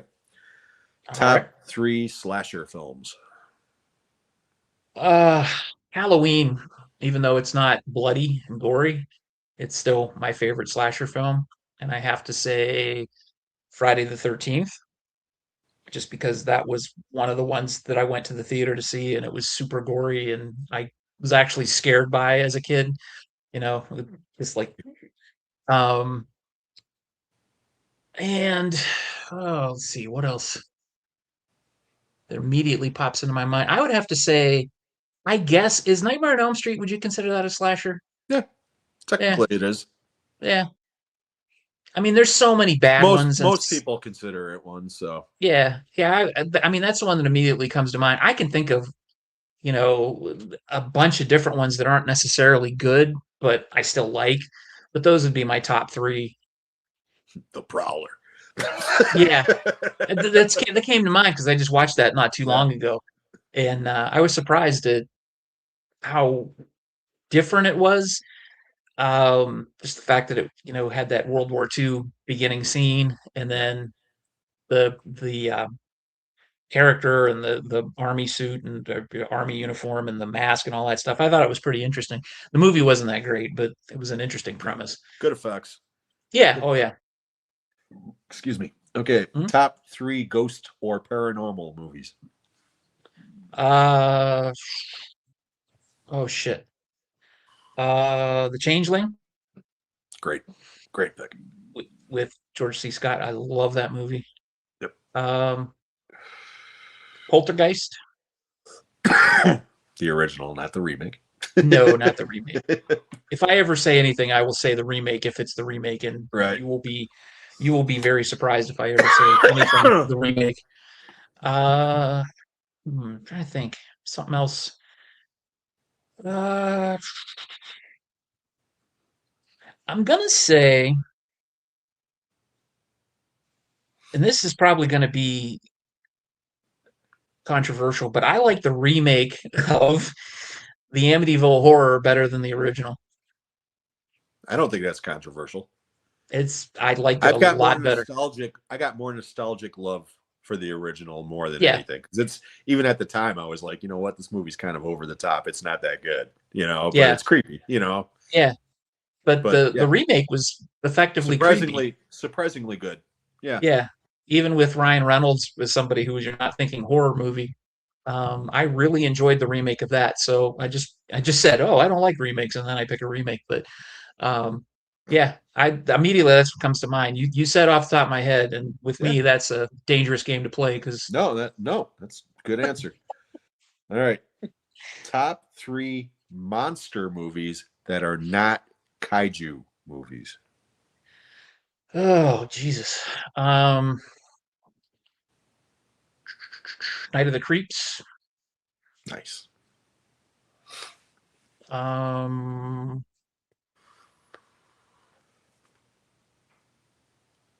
that are not kaiju movies. That really hurts. Yes, I know. I couldn't make it easy for you. Let's see. Creature from the Black Lagoon Nice. and The Thing. Nice. Man, thrill me. As soon as you said that, I almost said that. Yep. He A also boy, had the others. the great Tom Atkins. Yep. The Okay. Others, yeah, the Others was really good. I did like that. It did surprise me. I didn't know the twist. Top 3 final girls. Oh God, I'm terrible at that. You could name the actress or whatever if that makes it easier. Oh, I think I'll probably remember the movie more than I will the actual Okay, that's girl's fine. name. That's fine. Um, Friday the 13th, the original, Okay. whose Adrian name I King. can't remember. Adrian King's the actress name. I don't remember her, Yeah, but I don't yeah, remember her name yeah. I off the can't top of my head. remember. I can't remember the name of the girl. Um, Jamie Lee Curtis Laurie Strode. in I was gonna say which movie, Sean? Yeah. Halloween and um Ripley from Alien. Nice. Good answer. Top 3 horror franchises. Oh God. Um, top three as in my favorite or top three as in best? Because Favorite. Favorite. favorite, because after a while all of them get pretty crappy. Um, I love the Halloween series, but the movies are god awful after the first one. I don't know why I put myself through it, but I love the Halloween series because I like Michael Myers as a character so much. Um, I thought the first four Friday the 13th were really good. Um, and the sixth one I like a lot. Not Scream, no, it's never fucking Scream. I hate Scream. Stop it. I I loved the original Scream, and the second one I loved about 50% less, and the third one I loved even 50% less. And then I haven't seen one since then, and I refuse to go see them. Yeah, I tapped out after 4. Yeah, I didn't even bother. And the first 2 are the only ones I like. So Yeah, the second one was okay. The first one was interesting and kind of a neat um, at the time take on. it was great. Yeah, You know. at the time it was postmodern type thing. Um, what did I say? Halloween, Friday the 13th, Yep. and totally not very creative, but I will say Nightmare on Elm Street. And again, horror franchise as a rule are it's diminishing returns as you go on all of them. Halloween is probably the worst of those, but I love Halloween so much, the Mhm. original, that I just love that series because I keep thinking they might get it right at some point, and it's like dating your ex. You keep going back, you know, You you know keep it's going not good back. for you. It's not good for you, and it's exactly what you expected it would be, but you forgot. Um, but yeah, I did like the 2018 Halloween. I will say that if there are two good films in that franchise, it's the first one, and then way down the 2018 Halloween. I thought they could have just stopped with that one and not made ends and kills. By far it's the best of the 3. Yeah, You know, yeah, as far as the story and everything else goes. I like the brutality of kills, but the yeah, fucking evil dies tonight bullshit kills that movie for me, no pun intended. And yeah, everybody knows how I feel about ends. So get Juno going yeah. on ends here. Um, Excuse me. Mika just Real, said something. real Oh, quick. geez. Okay, sorry. Brumhor says, hey, thank you for being here, first of all. Good evening, Hey, guys. Love these streams. Jim, your format is fantastic. Thank you, sir. So yep. nice to get people's different perspectives on films and find new people as your guests I don't always know. Hope you're well. Well, no, thank you so much for being here. And yeah, Sean, if you missed the beginning of the stream, he is one of my co-hosts on Talking Movies with Sean, Kenny, and Jim. And he also, of course, has his own channel at Movie Assault. And please subscribe to both if you get a chance. It would be very well appreciated. Daniel is also here all the way from Europe. Thank you so much for being here, my friend. I appreciate it. Okay, Juno. My least favorite franchise is the Texas Chainsaw Massacre. They suck after the third film, and they rebooted 5 sequels to the original. Yeah. I've been saying for years that is the most overrated franchise. It just is to me. I don't understand that franchise at all. No. Because the first one is a masterpiece. The second one, I've only seen it once, and it was like, what the fuck is this? And Cocaine then movie part 2. Yeah. And then it's just like, and then I lost track. I'm like, wait, there's the Texas Chainsaw Massacre, the beginning, and Texas Chainsaw Massacre, a remake of the first one, and then there's Texas Chainsaw Massacre, a remake of the remake, I think. I don't know. I don't even know what the fuck's going on with that franchise anymore. Yeah. And they keep, like Juno says, they keep rebooting it over and over and over. And it's like, why? Right. You know, I own the first 2. Okay. And I've said it before, I'll say it again. I respect the original more than I actually enjoy it. Mm-hmm. Okay. For its time and for what it did for the horror genre, it can't be denied. Okay. Right. The second one, I have nostalgic love for just because of that drive-in experience that I was telling you guys about, where I watched 4 hours of cocaine on the screen of fucking Texas Chainsaw Massacre and Maximum Overdrive. I mean, literally 4 hours of blow on the screen. Okay. And that would be awesome. It was one of the funnest nights ever. You know, it was one of those nights from my childhood, even though I was a teen, you know, that I'll never forget, you know? So, but I don't like anything other than that. Of it. Even the reboot that everybody loves from like 20 years ago with Jessica Biel. Yeah. That movie does nothing for me. Arlie Ermey's the best thing about that movie. You know, really? I didn't even know he was in it. Yeah, he's like the sheriff or whatever. And, okay. But yeah, so go ahead. You were going to say something. No, I was just going to say, you would ask me about my best cinema experience. Yeah. And one just came to mind because that's how my brain works. It'll be, 6 years later and I'll remember the answer to the question that I really wanted to give. But I went to see Cool as Ice at a late show at the Cedar Lee here in Cleveland. And it was like a live action MST3K episode because everybody was just yelling out at the screen. And that's what, they were kind of encouraged to do. That was the most fun I've had at the movies in the last 20 years because I'd never seen it before. And usually I get pissed off when people talk during a movie. This movie lost nothing by people talking during it, and it gained everything. So that was fantastic. But I just thought of that. So yeah, Kenny's still on my ass to watch that movie, and I refuse. Oh, Kenny's on my ass. Seeing it the way I saw it, I would recommend it. Seeing it by yourself at home, I'd go slit my wrists in a warm bathtub. And that'd probably be more entertaining. When I heard about the date at the construction site, I was like, okay, I'm good. Scream films are highly overrated, especially new ones are hot. I haven't seen them, so couldn't tell you. Mika says, love Halloween. Our timeline is the OG and Halloween 2018. I totally agree. Halloween 2018 didn't annoy me. Had issues with Easter eggs crap, but Ends is a monstrosity. Yeah, we know how you feel about Ends, buddy. Yeah, there was a lot of moments in 2018 that was just like, really? But again, when you're comparing it to what else they made in that series, it was many tiers above it. Johnny says, we all hate it.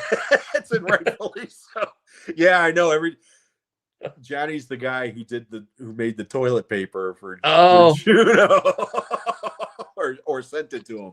So yeah, like I said, Johnny's one of the real ones. He's a really good guy. That's awesome.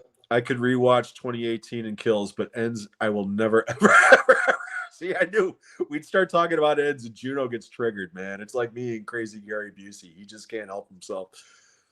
Alexis Define was in Euphoria. Okay, that's why I didn't know who she was. Thank you for pointing that out. Let's see here. Going through here. They make an A24 the Texas. Yeah, again, fuck that shit. Uh, Evil dies tonight. The people of Haddonfield are complete morons in that new. I'm just rooting for Michael. That's what gets me. That scene where they're all like ganging up on him and shit. Nobody thought to bring an axe or a chainsaw and just cut that son of a butt up into pieces. You ain't getting up from that shit, But, Right. That never happens in those movies. yeah, that's why they won't allow me to write a script. Movie will be over in 5 minutes. Texas Chainsaw 2 is a fun ride like Evil Dead 2. Yeah. Again, it's so different than the original. And I think that's what threw people off. But again, look at the fucking poster. Mm-hmm. It's the Breakfast Yeah. Club. It's the same poster. Like Texas Chainsaw franchise is turning into X-Men films. They keep rebooting them every 5 years, and I don't know what the hell they're doing. Again, money, money, money, my friend. Somebody's going to see that shit. I'm going to get hate now, but I love Army of Darkness, and I don't like Evil Dead 1 and 2. I saw Darkness first and thought the first two were going to be more of the same. And again, Daniel, me and you talked about this. I'm not going to throw you under the bus because, again, that's the way you saw them. Of course you're going to feel that way. I saw the first one first. I saw them in order. So did Sean. Me too. And me and Sean are very similar. We saw the first one with our dads. It scared the shit out of us. Saw the second one. It was like the first part of it was like, oh, they remade the first one. And then it was like, this is funny. But I think that's Who's the perfect. Laughing now? Evil Dead 2 is the perfect horror comedy because it splits it right down the middle. It plays it perfectly. Army of Darkness leaned way into the comedy, And again, it works for me. Yeah. But I can understand why it didn't work for a lot of people. But no, man, it's all good. Gareth is here. Hey, Gareth, how you doing, buddy? Hey, Gareth. Ice rules. Yes, he does. Halloween burnt ends. I like burnt ends. What movie character best describes you, Jim, and Sean? Oh, Jesus Christ. We ain't Riggs and Murtaugh. I know that. We're not Bill and Ted. As a pair or separately? I have no idea. We're the two movie critics at the very end of They Live, and I'm the alien. It's movies by John Carpenter and George Romero that are just horrible. Yeah. When you watch Ends Toilet Paper Die Tonight. Hey, Tony's here. Hey, Tony, how you doing, buddy? Tony. Thank you for being here. I appreciate it. Army of Darkness is still better than the new ones, especially Burn. I thought was really bad and much worse than Rise. Yeah, you haven't seen the new one yet, have you? Me, no. Okay, not yet. Yeah, I was not a big fan of Rise. Yeah, see, the new ones to me are diminishing returns. Okay, as they go along, I like it less than the one before it because the first time I saw the reboot, for lack of a better word, okay, I didn't like it. I didn't. And then I saw it on again the unrated version, and I liked it more. And then Evil Dead Rise came out, and I really enjoyed it the first time. And then the second time I watched it, I liked it less.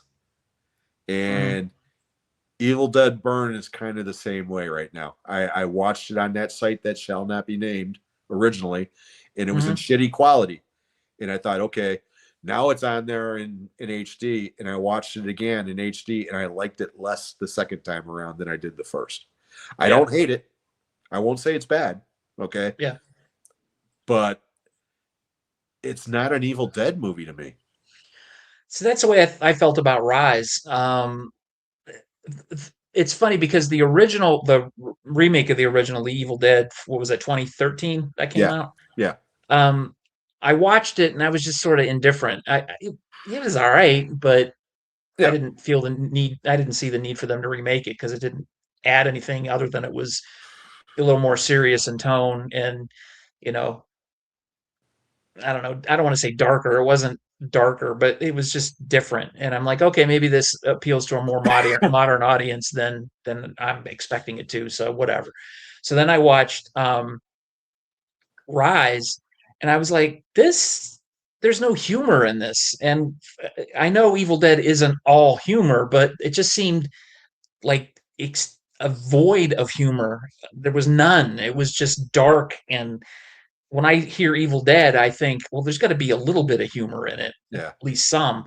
And then based on what you've said about Burns, it just feels like it's even less than Rise. And It's mean. It's just mean. yeah, mean just to me. You know? I never thought of the Evil Dead movies as mean. And again, I don't want to go into any spoilers or anything, okay? Because Yeah, again, you should judge it on your own.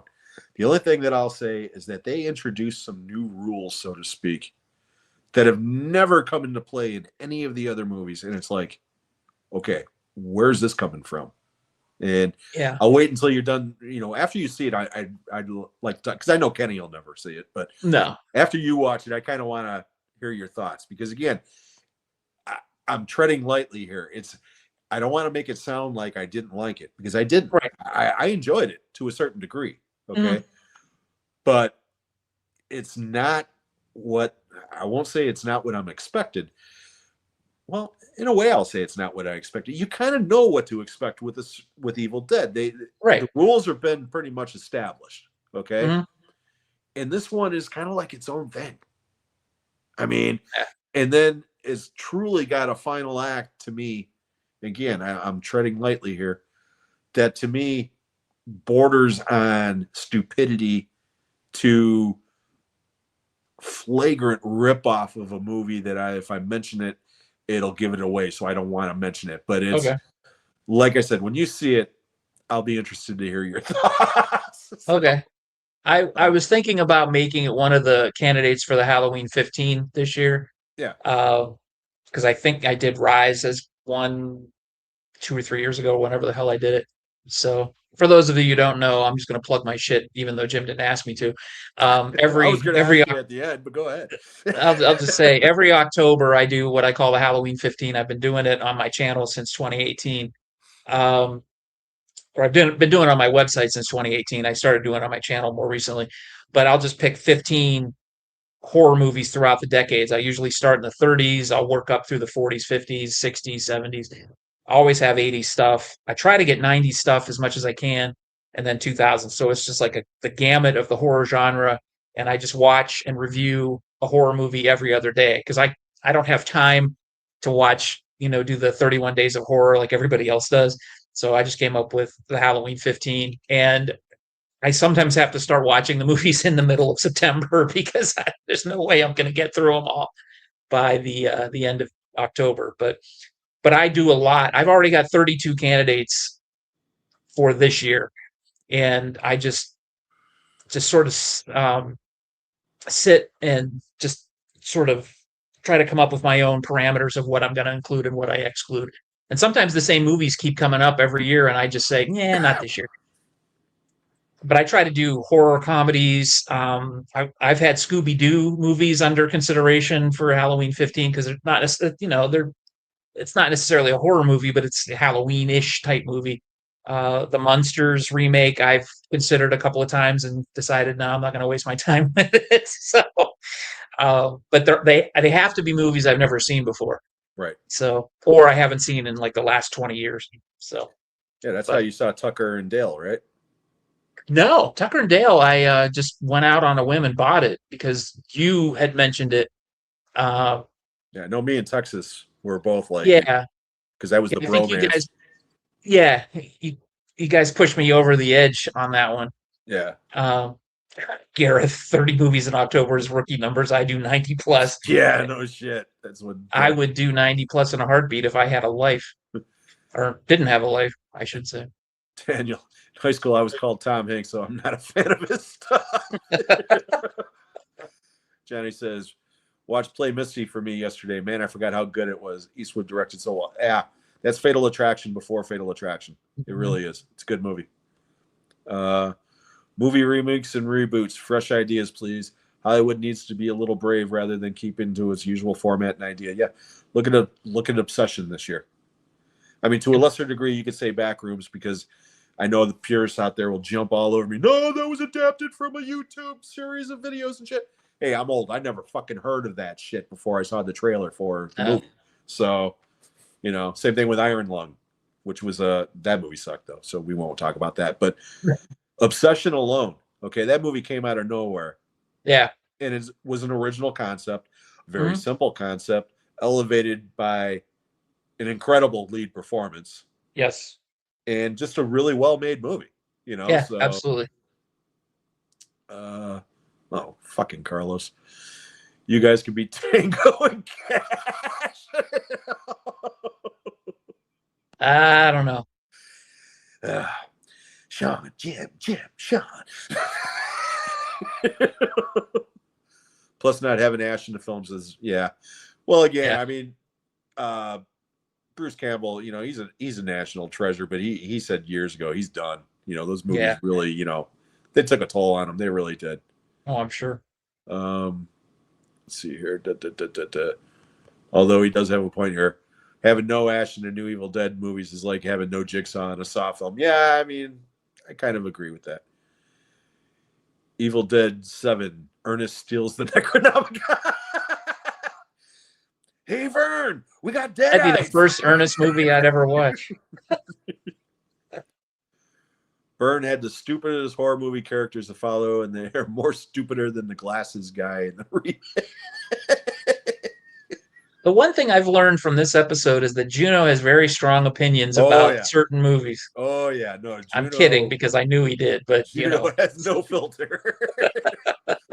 Anthony, I really like Evil Dead 2013 and Burn, but to me, those are completely separate from the Ash films. I didn't like Rise, though. The redheaded mom in Rise is hot as fuck, and that's about all I liked. She gave a great performance in that movie, too. Yeah. The physical performance that she gave was pretty damn incredible. I mean, and Mecca says, that sounds awesome on a Halloween 15, Sean. Yeah. Yeah, Sean does that every year, and it's always really good. He never lets me pick his movies. So I was thinking about doing a poll this year and having people pare me down because, like I said, I've got 32 of them right now. I was thinking about doing polls and having people pick the final 15 from when I pare it down to 30. But then I'm like, because then the heavy hitters are going to win. Yeah, so and I like either be keeping something that you want to watch or just do it randomly, like you've been. Yeah, I won't do them randomly. It's got to be, like I said, something I've never seen before, and something what I mean is like you put them all. You said that you had like a program or something that had all the movies you hadn't seen, and you do whatever on, or was that? Oh, I've got an app that has my entire movie collection in it, and if you shake the phone, it'll pick a random movie. And sometimes I do that to pick the movies that I review on Sundays, which I put up as a poll every week. I put 3 different movies up and have people vote on it, and whatever they vote. And sometimes I'll put shit up there that I know they're going to pick, like Howard the Duck. I knew that would win because people wanted to punish me or whatever. But oh yeah, Slapshot. I was like, what I picked, and you're like, yeah. I know what you picked. But now I stopped doing that. Now I've got 4 themed weeks, so it's a different thing every week. So then it narrows down the candidates. So I watch a variety of movies. It just so happens the last, not this one that's coming up, but the last 2 that I did were 1940s movies, and it just happened to be that way. Sierra Madre is a fucking great movie. Oh my God! I'm glad you finally got to see that, because that's one of those must-watch movies in my opinion. It just is. I don't own it, but it's a great movie. Yeah, I remember watching it. Like I always talk about when I was growing up, my stepfather and my father both would watch the afternoon movies back when they showed movies at 1:00 in the afternoon on I think Channel 43 here in Cleveland, and Channel 27 maybe in Youngstown, maybe not. But they would show what they called the afternoon movie. That one was on at 4:00. Nobody cares, Sean. And so anyway, but there were always movies on in the afternoon, and it was always old movies, and that's how I got exposed to a lot of older movies. And I'd sit down and watch them, but they weren't I wasn't absorbing them like I should have, or Right. appreciating them. And Treasure of the Sierra Madre, I know was on, and I remember seeing it and liking it and having a positive opinion about it, but I never saw the whole thing from beginning to end. And I'd seen it so long ago that I forgot what happened anyway. So, was I familiar with it? Yes. Was I a fan of it? No, because I couldn't tell you what it was about from beginning to end. But now I really appreciate it. It's a Yeah. fantastic movie. Yeah, it's a great movie. A lot of people forget that Evil Dead Rise is the same high-rise apartment setting in Demons 2. Really? Garrett there, 30 movies in October is rookie numbers. I do 90 plus. Yeah, of course you do. Overachieving bastard. Tucker and Dale should have gotten a sequel, and it sucks that one went under the radar. Yeah. But again, it's a standalone story. I'm good with it being, I'd like to see those two do a movie together again because they played off each other. Yeah. Really, the Green Man stores that Bear buys the Wishing Willow is 4 hours for me. Yeah. I wouldn't be going to that fucking store anytime soon. Tucker and Dale is hilarious. These damn college kids, we gotta be more careful. No. Are you okay? After he jumps in the fucking wood chipper. I'm so sad I waited so long to watch that movie. Oh. It's so worth seeing. That movie is so great. What are some underrated horror franchises that you guys enjoy? Underrated.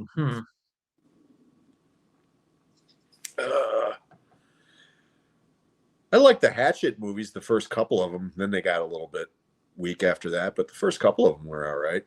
I didn't like the first one, so I never watched any of the other ones. I like horror in a weird way. I like watching movies that are different. Franchises, as a rule, like I said, that's always the law of diminishing returns. So I kind of get turned off when something turns into a franchise because it's just going to be the same thing. Like Paranormal Activity, I saw the first one, I liked it, it was good. I've never seen another one, because I know what it's going to be. It's just going to be the same thing recycled over and over again. Yeah.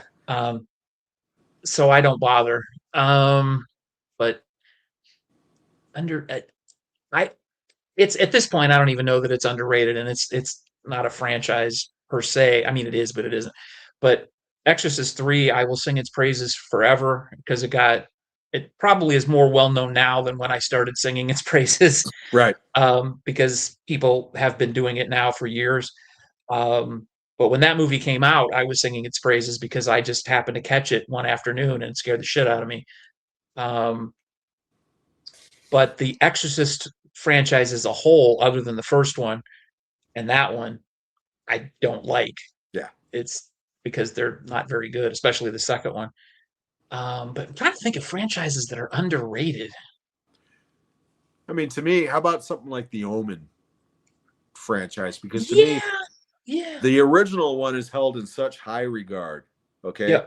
And then everything else is like either it's all right or just flat out I don't like it. Whereas to me, I think the original trilogy is solid. Yeah, I do too. I mean, granted, the original is way up here and the other two are below it. Okay. But I truly believe that if you would have taken that TV movie and that remake out of the mix, the Omen franchise would be thought of more highly than it is. I mean, yeah. I don't think people think it's like Psycho. They don't think of it as a franchise. They think of it that movie, and then it has a couple of sequels to it. You know what I mean? Yeah. Have you seen the first Omen? Oh yeah. Oh no, I don't mean the movie. I don't mean the prequel. I thought you meant like the original. No. The movie, the first Omen. I have not, but I heard good things about it. Yeah, so have I. That is up for the Halloween 15 this year. So just saying. Yeah, no, I still have to see that. And I think it's on Peacock, or at least it was at one point. I don't know if it still is, but yeah. Actually, I'm glad you reminded me of that because I kind of forgot about that. So yeah, I do want to see that. Yeah. Okay, we're coming up on it already. Wow, 1:45 already, Sean. And again, I can't thank you enough for bailing me out, so I appreciate it. My name is not Jen, just for everybody. I know there's another Insidious movie coming out. I've never seen any of them. Of the Insidious movies. Saw the first one. Even the Conjuring movies. I've seen the first two. Haven't seen any of the spin-offs. Haven't seen any of the Annabelles. Haven't seen any of the Nuns. Haven't seen any of the Lolonas or whatever the fuck it's called. I mean, seriously. it's like more of the same. Yeah. MCU for horror fans. We got this interconnecting universe of films. It's like, you know what? Fuck you. Right. You know, just make a goddamn scary movie. So, sorry, rant over. Lori, my wife, she does not like horror movies as a rule, but she wanted to see The Conjuring for whatever reason, so we watched it. And she liked it. She really liked it. So I bought the other movies thinking we would watch them together, and I cannot convince her to watch any of the other ones. So I haven't seen them either. So Yeah, I mean the first two Conjuring movies are good.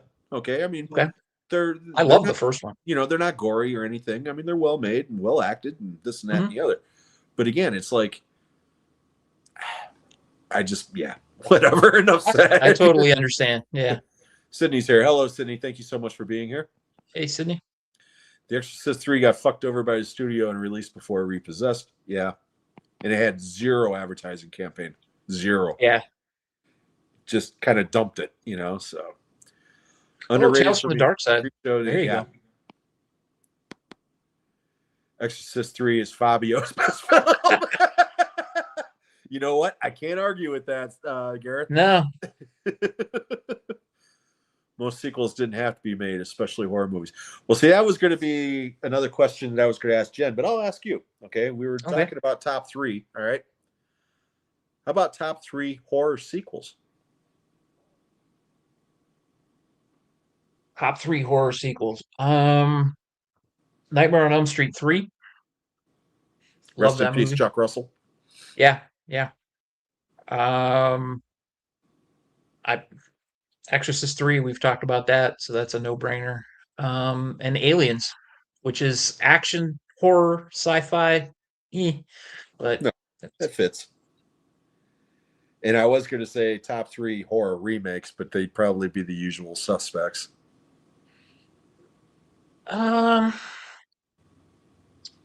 gotta say, Dawn of the Dead remake was I liked the Dawn of the Dead remake. It's great. It's a really good movie.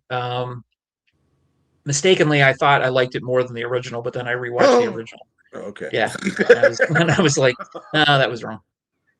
I've been reassessing movies a lot lately. Like I mentioned on my channel, one of my most recent videos that I watched Jaws 2 again recently. And I always cut that movie some slack because I'm like, oh, you know, it's probably like the second best shark movie ever made. It's terrible. Yeah, it's just not a good movie. Too. For nostalgia reasons, I like it, but it's so obviously ripping off the first one. Oh yeah. And it's so obviously a money grab that because Jaws is one of my favorite films of all time, undoubtedly. I know. But I was watching it with Lori, and Lori's watching it with me. And, you know, sometimes if I watch things through her eyes, I see it differently. And she's like, God, this is so fucking stupid. And I went, yeah, it kind of is, you know? And then I just sort of sat back. Yeah. It is. The first movie is a suspense movie with a shark. Yeah. The second movie is a slasher movie with a shark.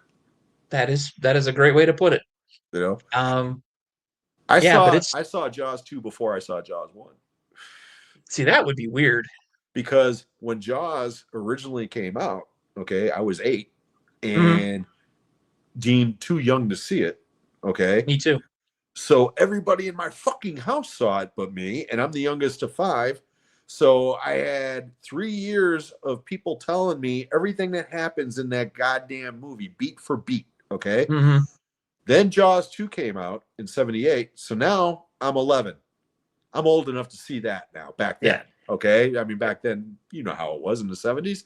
Yeah. So I saw that movie, and when he flipped over the burnt up body, that scared the fucking shit out of me as a child. Yep. I mean, it messed with me, okay? And I loved it. I just thought that movie was great. But then right after that, because that movie was such a hit, like you said earlier in the show, they would bring movies back. Mm-hmm. They re-released Jaws again. And then I went to the theater and saw Jaws. It was like, okay, this is a much more superior movie. Even though I knew everything that was going to happen, right? It still played perfectly. The one thing that they forgot to mention to me is probably the most famous shot in the movie now, where Roy Scheider's throwing the chum off the boat. And fucking shark, and we're going to need a bigger boat. they didn't tell me about that part. And Yeah. oh yeah, I about shat myself. I mean, so okay. That's funny because I saw Jaws first, but my parents, like I said, or I've said many times, and I can't remember when, but my parents used to take me to the drive-in all the time, and from like 1972 to like 1977, that was my main place to see movies. And we went to the drive-in to see Jaws. So that was back when you had the seats in the front that there was no like gap, Yep. but there's a name for that, and I can't think of what it is. Bench seat. Bench seat. Yeah, there you go. Makes sense. Um, and so I sat between my mom and dad right in the middle, and the scene with the leg falling down, bleeding. My mom's Yeah. covering my eyes, and the head shoots out. My mom's covering, and I'm like, what the hell? I think I want to see the movie. Stop shoving your. Why'd you bring me? I think you want to let me watch what's going to be on the screen. I always think it's funny that I always thought my parents were pretty open-minded about letting me watch things, but then I realized that there's two eras to that. There's the pre-HBO era and there's the post-HBO era, where when we didn't have HBO, they were very picky about what they let me watch. When we got HBO, they had no control over what I watched because I would just watch when they weren't home. But yeah, that's how I saw a lot of movies that I probably shouldn't have been watching. Watching The Tin Drum when you're very young is not a good idea. Yeah. Shit, I was 12, so you were, what, 11? So Yeah. Clockwork Orange. I didn't see that till just recently. So yeah, no, I saw that on HBO way back when I wasn't supposed to, and was like, whoa. I mean, yeah, that would fuck with you. Real quickly here, gotta do this real quick. Conjuring 3 put me to sleep. Most sequels didn't have to be made, especially horror movies. There are exceptions. Halloween 2. Halloween 2. Psycho 2. Mm-hmm. I remember the hubbub about that when it came out. How dare they make a sequel to that? Yep. And then it came out and they were like, holy shit, this movie's really fucking good. And it is. Mm-hmm. It's fucking 100 times better than it has any right to be. Halloween 2, Nightmare on Elm Street 2, Phantasm 2. Love Phantasm 2. Come on, you mother. The teaser trailer is much better than the actual Jaws 3 film. Yeah, me and Sean have similar experiences with Jaws 3. Yeah. Jaws Revenge is still bad and garbage. What gets me is that damn shark roaring like a lion. Yeah. I watched Chum last week, and it's just a low-grade Dangerous Animals. I like Dangerous Animals. I did too. I was shocked how good Jared Courtney is in that movie, because I don't like that guy. And he's really good. Yeah, you mentioned that. Yeah. He's really good. He's good in that. And it's funny you mentioned Chum. There's a bunch of new shark movies that have come out. There's the Devil's Mouth that just hit Prime, which I wanted to watch last night and was going to, but didn't. So I might watch it tonight. Chum. The one I think you watched, Deep Waters. Yeah. You said that wasn't very good. It's entertaining, but it's not very good. Every character in the movie's an idiot. Every character in the movie's an idiot. And I'll just say it's the second best shark movie that Rennie Harlan ever made. Because Deep Blue Sea is much, much, much better. Okay. And Thrash. Yeah. Which I did not like at all. Yeah. So yeah. I don't know. I see that Devil's Mouth got some love in the comments there, so that's cool. I'll watch Jaws it. Jaws was PG, still have Carnage, Violence, Man. They had the Balls, Savage movies. Again, there was no PG-13, and some of the shit that was PG then would be at minimum PG-13. Now some of it would be R. Oh God, yeah. I mean, I still can't get over. Almost 50 years later, I still cannot get over Invasion of the Body Snatchers getting a PG. Mm-hmm. Yep. And here's 11-year-old Jimmy sitting there, and his brain just going, Psycho 2 was well written. Yeah, absolutely. And also incredibly directed by Richard Franklin. Rest in peace.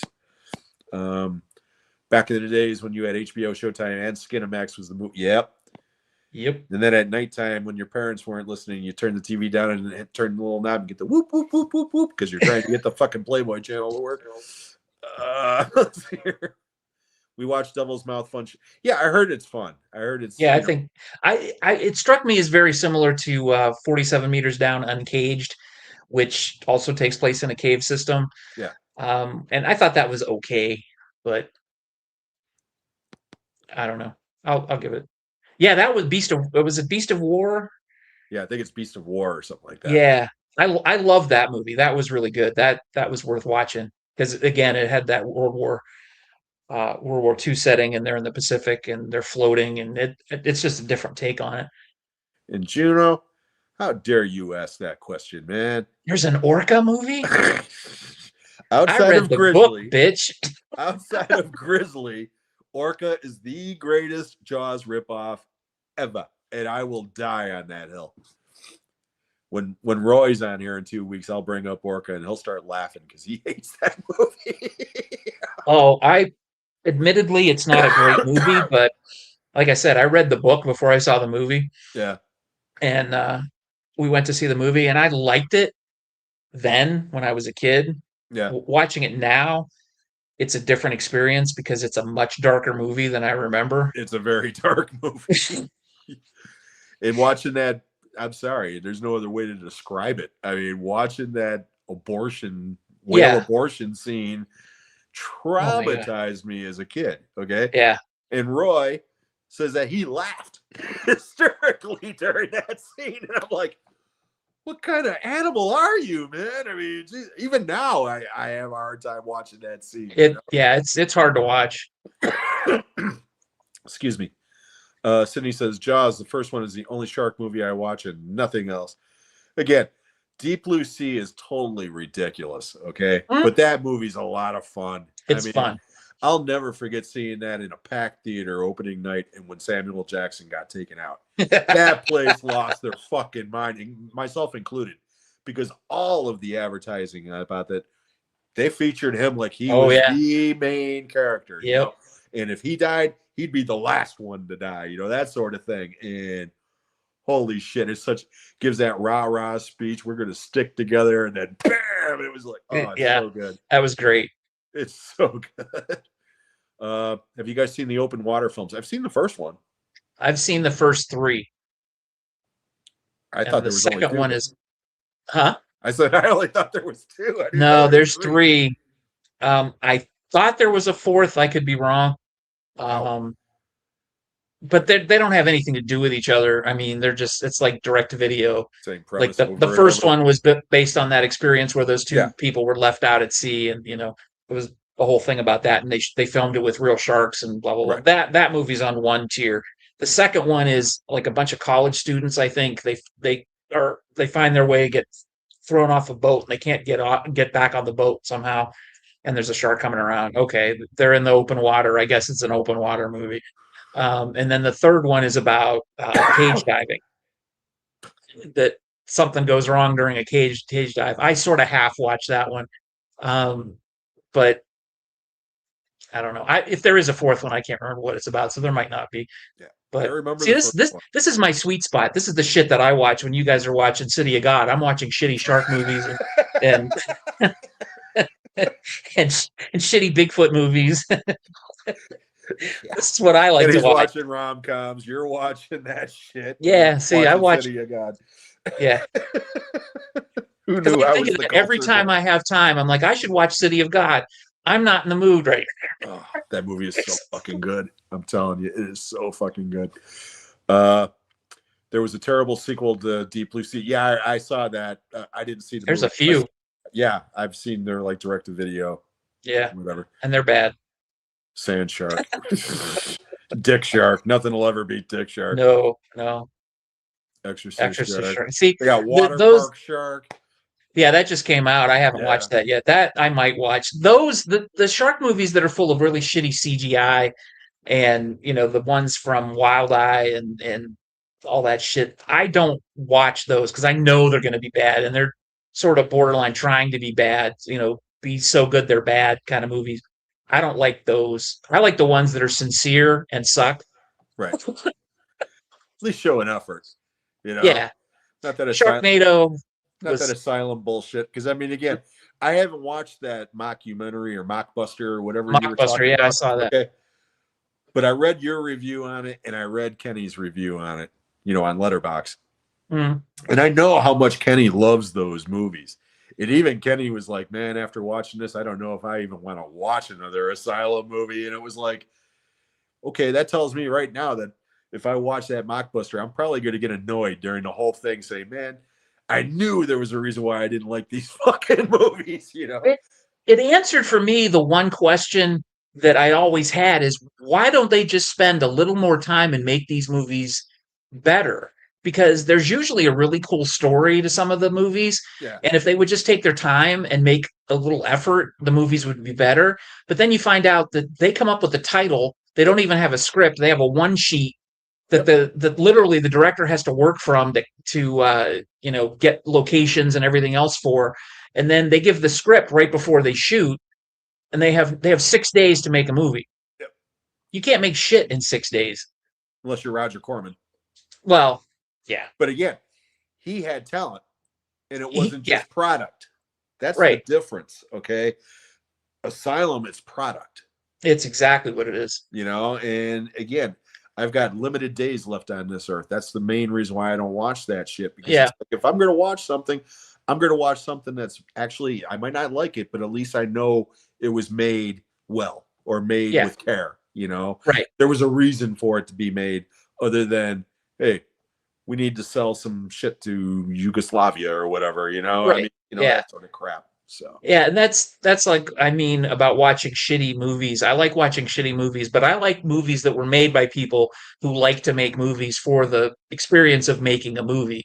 And if it comes out bad, that's different than the Asylum that's just throwing shit at a wall and going, we need to make a movie, and coming up with whatever they come up with. So they're bad, but they had never had a chance to be good. Right. And the movies that are made by people who love movies, they had a chance to be good, but they also had a chance to be bad. But you could see somebody was trying. The Asylum, they're not even trying. Right. Like the ridiculous one out there called the Killer Donut, a donut that kills people. To which Texas says, Killer Donuts is fun.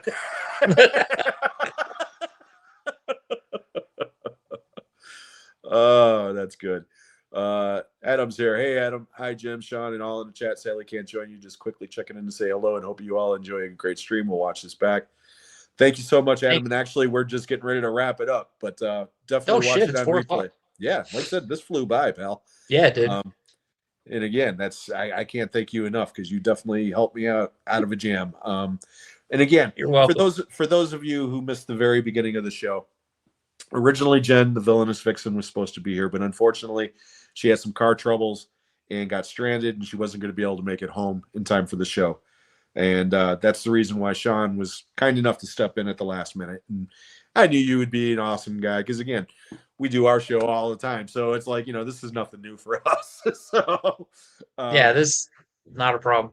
But like I said, you really helped me out. But before I wrap up things, I want to give you a chance to plug anything you've got coming up other than on our show, because I'll do that. But anything coming up on your show that you want to plug. Don't plug your show, because I'll plug your show. No, I really don't.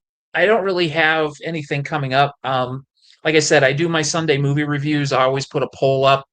I usually choose the movie, the winner of the poll, like Thursday night. But every Saturday or around that, I will put 3 movies up for people to vote on. There's a poll up right now. So you can go to my channel and vote. If you go to the posts or community, you can vote on the current 3 ones. So if you want to help pick what I review next Sunday, that would be awesome. I do first week of the month, I do classic movies, which are anything 1979 or prior. The second week of the month, I do movies that are 2009 or newer, I think is the parameter I put on. Why I picked those years, I don't know, but that's what I did. Then the third week of the year is either a horror movie or a science fiction movie. And then the last week of the year, I pick a random genre and then throw 3 movies out there for that. So that's what I got going on my channel. The Halloween 15 is coming up. I announced those sometime at the end of September. Which I can't believe is coming up that fast. And then, yeah, I do a show with 2 guys and some royal guy and some schmuck. Yeah. And of course, royal guy. he is talking about Talking Movies with Sean, Kenny, and Jim, which is every 2 weeks and 2 weeks. And the Yep. next episode is this coming Tuesday on the 11th. Hopefully, Jen will be there because she's our guest and she's the one that picked the topic. But we're going to do another Time Warp episode, and Yep. we're going back to 1985. And again, at the very beginning of the show, I rattled off quite a few movies that were released in that year. And yeah, this is not going to be an easy exercise, but it's going to be a lot of fun. So hopefully you guys can join us on Tuesday night at 7 p.m. Eastern time.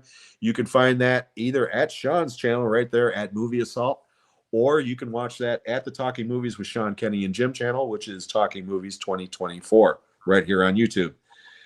And speaking of that show, 2 weeks later on the 25th of August will be our guest will be the rad bastard Corey, who is kind enough to come back because this was the show we were supposed to do last week. And unfortunately, it had to be canceled literally at the last moment, but all is forgiven. Things happen. But Corey was kind enough to agree to come back, and we're going to do our drive-in memory show. Me and Sean were kind of talking about a few of our memories from the drive-ins earlier, and Corey and Kenny both have plenty of memories, and that's going to be a very fun show. We can't wait for that one. And again, same thing. That one will be on at 7 p.m. Eastern time. And again, you can find that either at Sean's channel at Movie Assault or the Talking Movies 2024 channel. You can also download those podcasts on Spotify, iTunes, wherever you get your podcasts the next day. And then on this show, I'm sorry. I said, yep. Yep. And then on this show, in 2 weeks from today, will be episode 30 of Shooting the Shit with Jim. And my very special returning guest from the UK will be Roy from Blue Roy Movies. And that will be a very fun show. Roy's a great guy. Anybody who's been to his channel knows he's just an awesome guy. And again, he's been on this channel before. He was great the first time around. I have no doubt he will be even better this time around. 2 weeks after that, on the 5th of September, will be episode 31. And my guest that week will be another returning guest from the UK. This time it will be Ollie from Ollie Loves Films. Cool. Ollie is one of the youngest people in our little community. He's in his early 20s. But don't let that fool you. Ollie knows his shit. And he is a huge cinephile. He probably watches more movies a week than both of us combined. That's all he does. All he does. And Ollie's a great guy. He's just a wonderful guy. And I'm really looking forward to having him back on the stage. That one will be on the 5th of September. And last but certainly not least, the last show of September, episode 32, at same time, 1 p.m. Central Time right here, will be my first time guest. Now, this guy I've been trying to get on for literally over a year. And his work schedule, let's see if I can find him here in the comments, because I know he was here earlier, but it looks like he bailed. So anyways, Anthony from Anthony's Horror and More will be my special guest. And Anthony's a great guy. He does lots of live streams with other people in the community, with Corey and such. And again, me and him follow each other on Instagram. We have a good relationship. I've been trying to get him on here for quite a while. Finally, the schedule's worked out. He will be on the channel on the 19th of September. And again, as the times get closer to those shows, I will bombard social media with all the advertising that I do because I'm a whore. But anyways, you're a shill. With that being said, we are well over 2 hours at this point. But again, I want to take this opportunity once again. Thank you, Sean, for being here at literally the last minute. My pleasure. Really, really helped. Oh, there's Anthony right there. Yeah. Thanks again, buddy. And yeah, it's going to be great having you on the show, bud. But anyways, I want to thank everybody else that showed up here in the chat. Mika, Sarah, Anthony, Juno, Texas, Adam, all of you guys, Johnny from the Wild Guys, Sydney, Gareth, everybody that's popped by today, whether you were here for 5 minutes or the entire show, it's really appreciated. So thank you so much. Good to meet some of you. And I think with that one, we are going to call it a day, everybody. We'll catch you in 2 weeks. Unless you come on Tuesday night and see the two of us with the Yam King and the Villainous Vixen on Tuesday night on Talking Movies with Sean, Kenny, and Jim. So with that, we're going to say good night. Good night to everybody. Have a great weekend. We'll catch you on the next one. Stay safe.